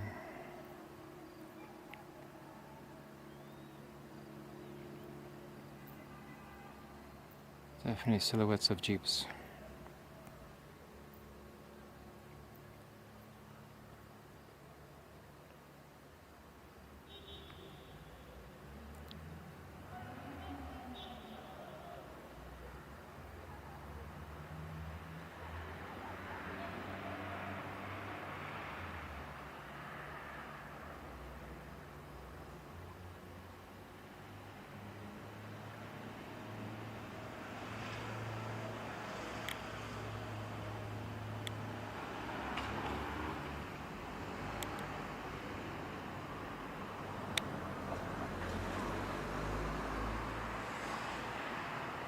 It's just a car passing. Oh, yes. I can see some flashing lights over there. Yes.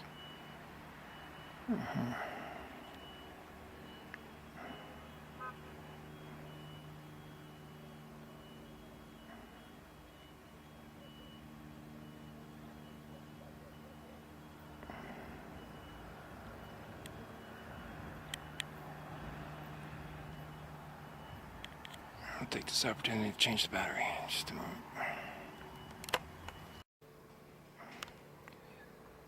Okay, I'm back. I see some activity at the corner there. Try to get a...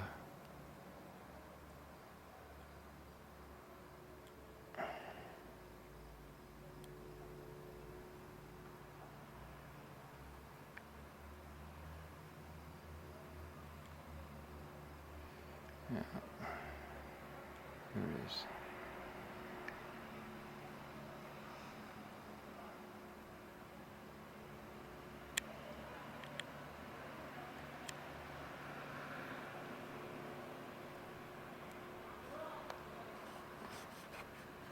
Switch over to infrared.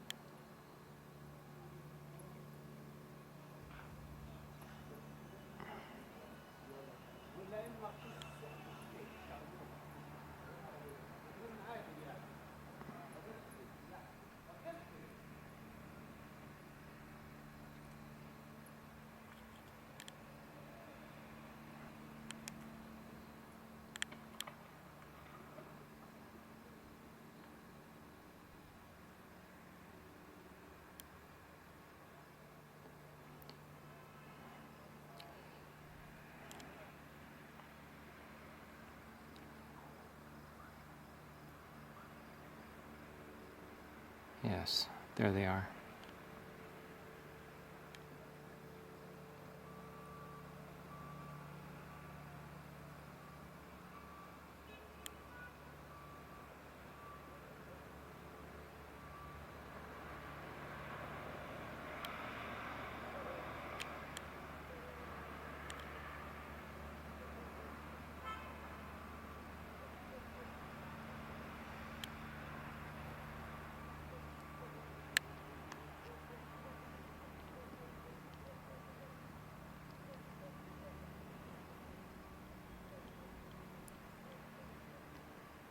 Seems like a campaign of harassment around the refugee camps here. Now, where, one may ask, is the Palestine Authority and its military? And their splendid military bases, and their splendid uniforms, and their splendid Kalashnikovs. Nowhere to be seen during the night around the refugee camps. That's the de facto condition of the occupation here at this time. Oh, this battery is giving out as well.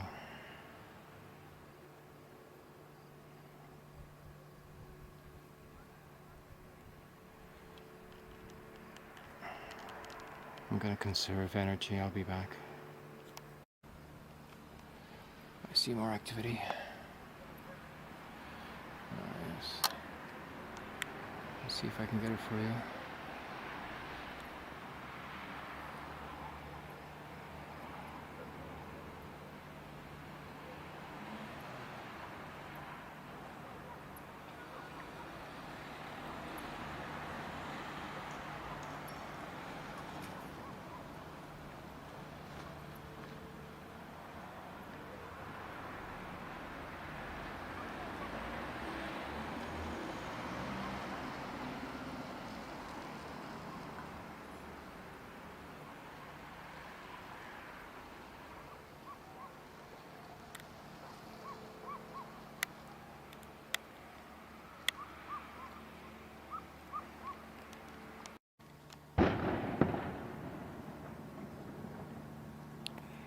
Yes, I saw the flash first, so I turned it on for you.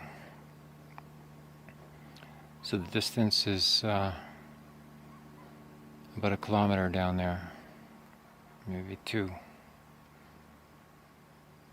No visible activity. Not from here.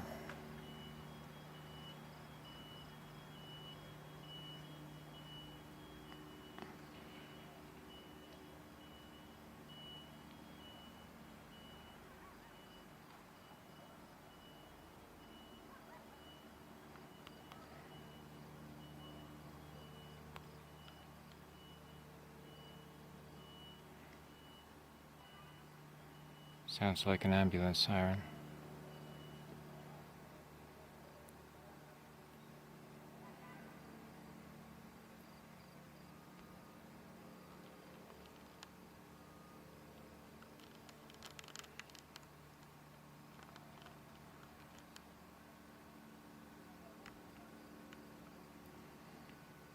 Quiet for the moment. Usually after a few more seconds, something happens.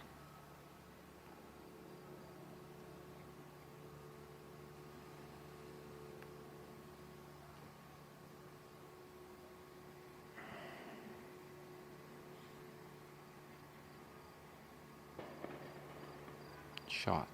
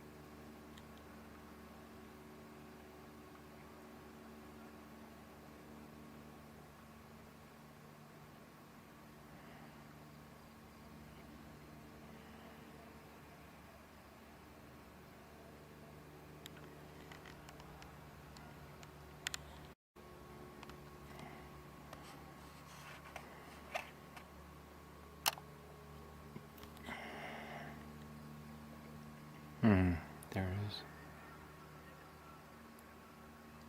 I hear a loudspeaker coming from that direction.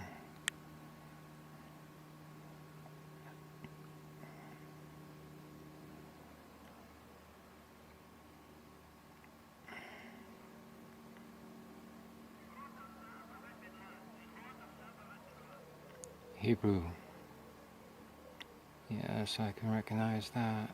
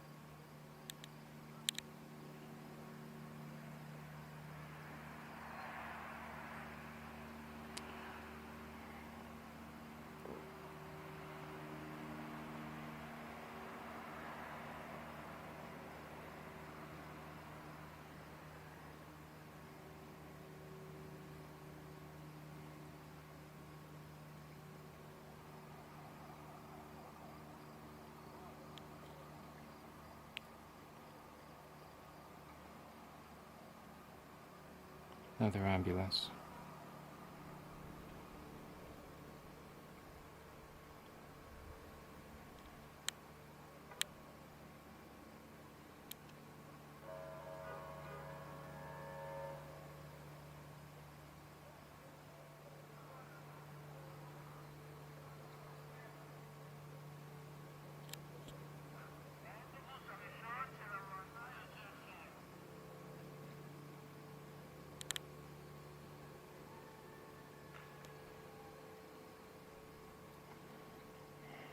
Shot to the right in the distance.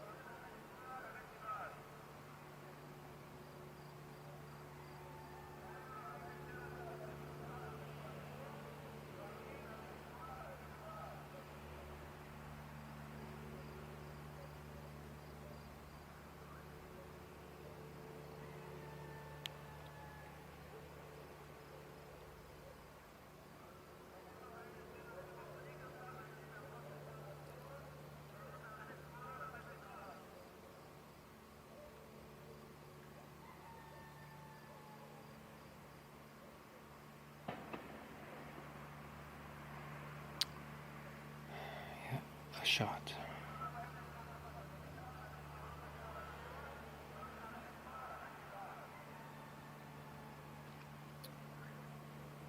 Could very well be that a house is being occupied.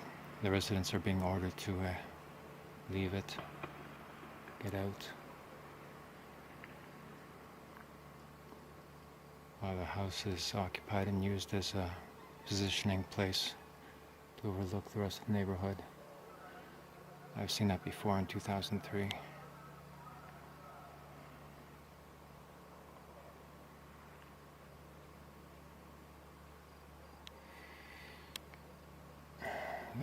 That's the direction towards the center of Nablus.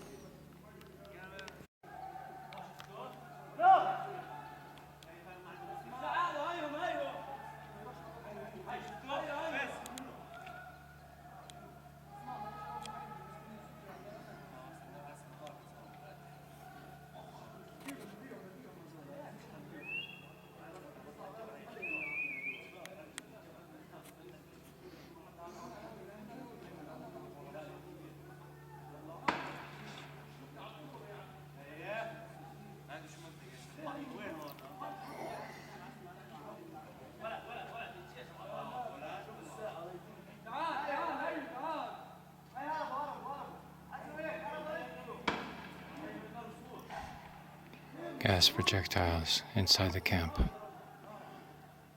Here's the Shabab.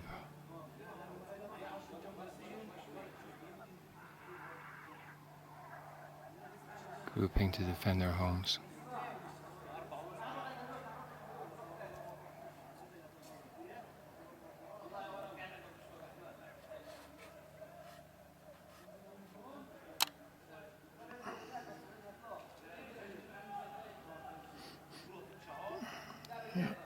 Smell of gas.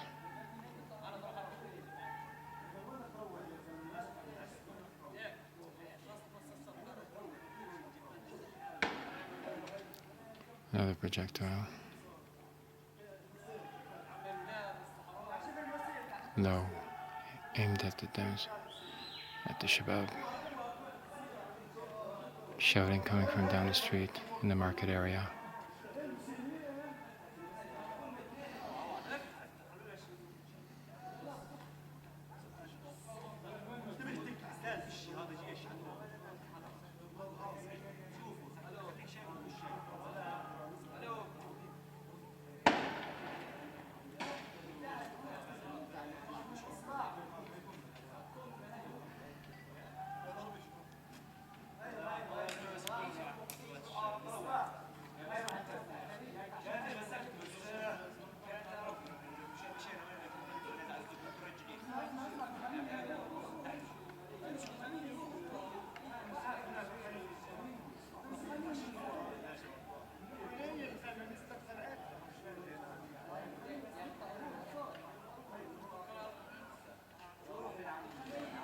There's gas.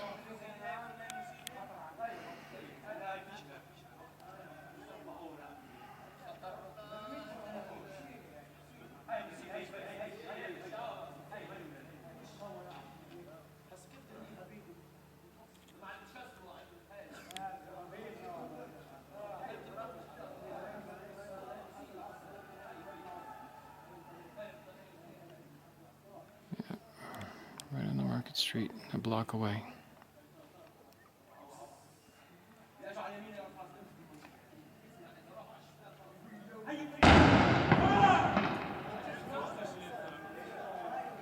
Sound grenade.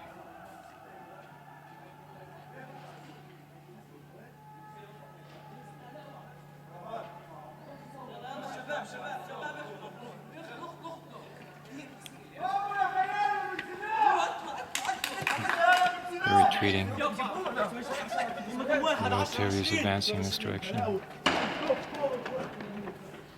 Another gas projectile.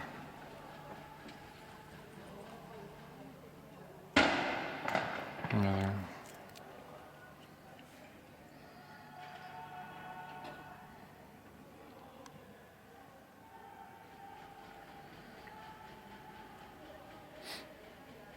Oh yeah, that's gas. Oh, too strong. I have to close the window. Oh.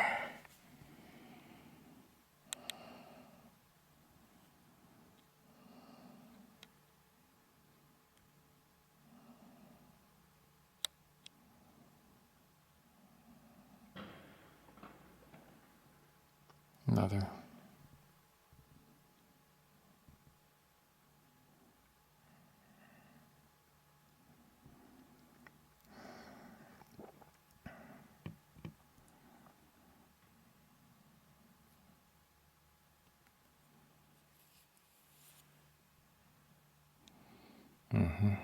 You can see the gas underneath the street light there.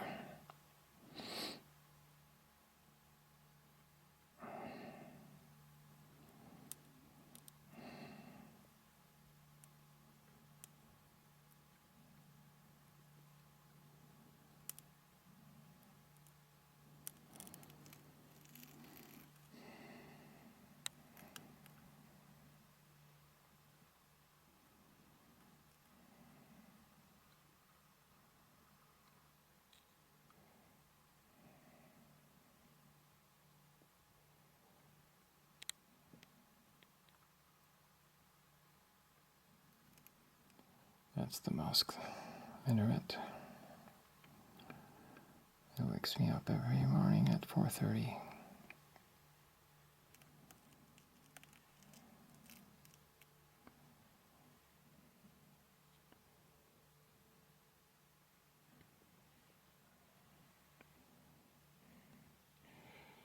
That's just a reflection.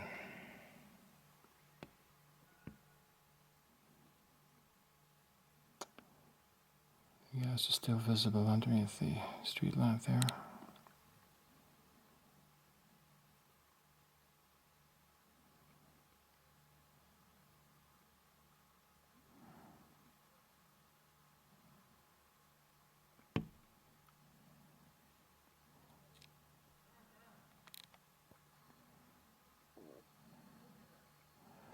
just above the park taxis.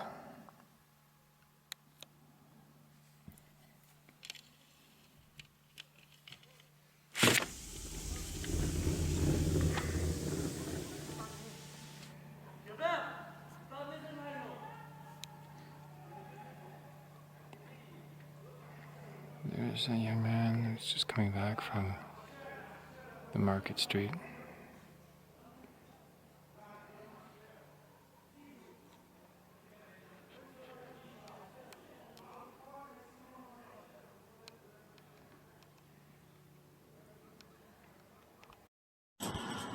Totalitarianism is here, and there's no point in pretending that it's not. And not just totalitarianism, but in most of these cases, and yes, most of these cases, outright fascism. Again, there's no point in denying it. Fascism is just a lot smarter than Adolf Hitler and Mussolini now. Benito Mussolini and Adolf Hitler are yesterday's news when it comes to this. Like the real fascism that's bigger, and it is fascism in the same vein, but it's the upgraded. The upgraded fascism is better at psyops. They've learned from things like COINTELPRO. The successes and failures of Project MKUltra and Project Monarch. Yes, these are things. Public information. I've always emphasized public information, which at least is more cherished among people who want to put out convincing videos. I am very grateful to Jason Unruh for all that he has done for the Bundist movement.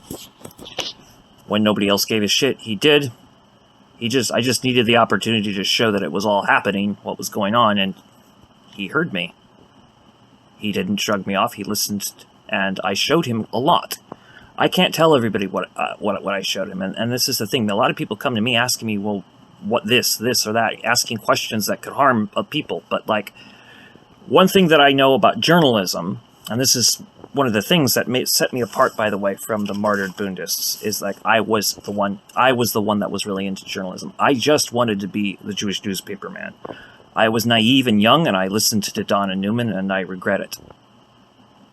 She conveniently has vanished now that her little, works or what her plans are didn't fall through. But, my plans didn't fall through either. And I'm pretty sure Dr. Weisfall's plans didn't fall through quite the right way. But we resist and we persist. This presentation by Jason Unruh is extremely important. If anything in all of this video, please watch this. Because this is happening right now. What the people in Palestine are dealing with now is the kind of fascism that is, in fact, comparable to Nazis. And it should not be a surprise whenever any Jewish anti-Zionist tells people, hey, we're dealing with Nazis and in collaboration with Zionists, like I have tried to sound the alarm about. And there will be others other than me. I have no doubt of that. But for those of you who know, it's better to speak out ahead of time and rather not do it the way that I did it, just trusting that, stupid strategies are going to work.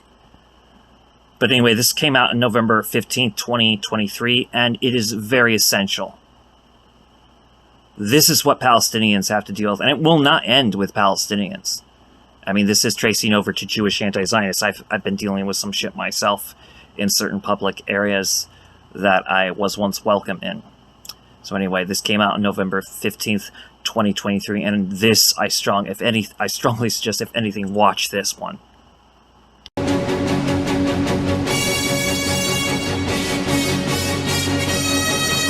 Have you ever been browsing the internet and accidentally come across something that certain authorities would consider to be illegal?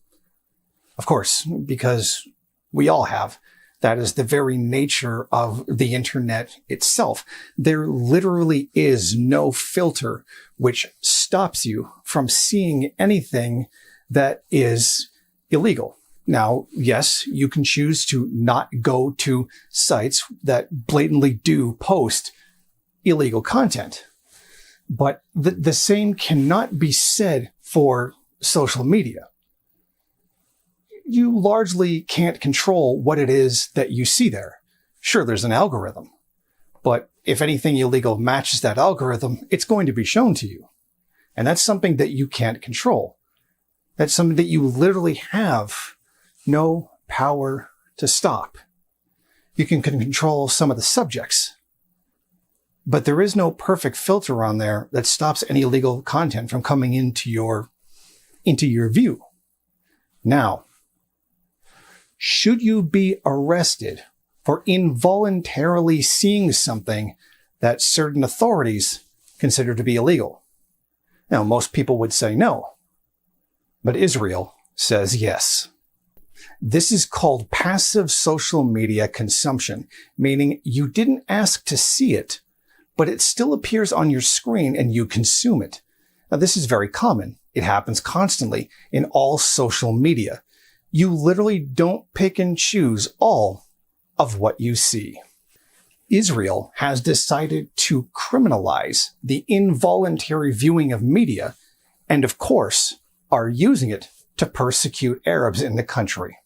This Arab Israeli citizen is being arrested because she merely saw a post which the Israeli police allege is terrorist content.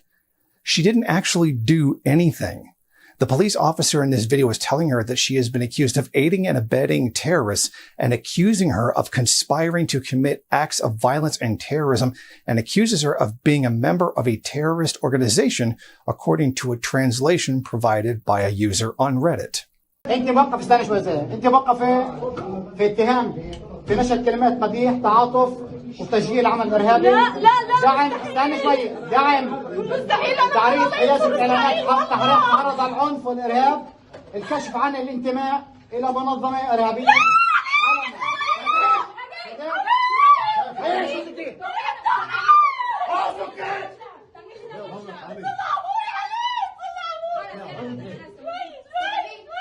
So exactly how is it legal to just arrest an Israeli citizen like this?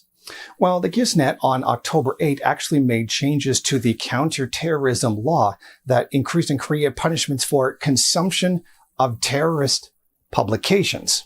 Meaning if you just see something that they consider terrorist or affiliated with terrorists in some way, you can receive up to a year in prison. The dystopic nature of this is palpable. One does not even need to actually watch the video. For Twitter, you only need to scroll past it for it to count as a view. Since you don't control what you see in the feed, it's literally involuntary. You can be arrested, charged, and sentenced to a year in prison for something not only did you not choose to do, but very likely you didn't even know you had done.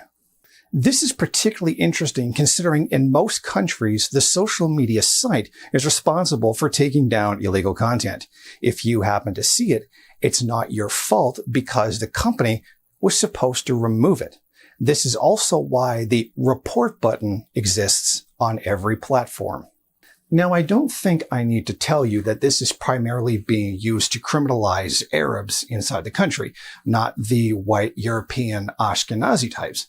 Although some of them actually do get arrested and charged, they just happen to be the anti-war people. So you can kind of see how this is set up and only used to criminalize Arabs and anyone who opposes Israel's ongoing genocide of Palestine. But this is not unique. This is certainly not the only example. Remember Ahmed Tamimi? In 2017, she became famous for slapping an IDF soldier who shot her cousin in the head. After being released from prison, she became a kind of celebrity in the Palestinian resistance world. This time accused of inciting terrorism on her Instagram account. Her mother maintains that her account was hacked, which happens quite frequently. She is accused of posting the following message. We are waiting for you in all the West Bank cities from Hebron to Jenin. We will slaughter you, and you will say what Hitler did to you was a joke. We will drink your blood and eat your skulls. Come on. We are waiting for you. This is very clearly a case of techno-framing. This isn't even written how she speaks. This isn't like anything that she has ever posted on her Instagram before. And this does come as she says she was hacked, as she frequently is. But that is not being taken into account at all. She's just all of a sudden been arrested for allegedly trying to incite terrorism and is being locked up. But this is far from the only example. On October 8th, a fourth-year student at the Technion in Haifa, Banya Khatib, was arrested for allegedly making a terrorist social media post. The post featured a skillet with a shakshuka simmering on the stovetop. The eggs almost set with the caption, "We will soon be eating the victory shakshuka," and a Palestinian flag emoji.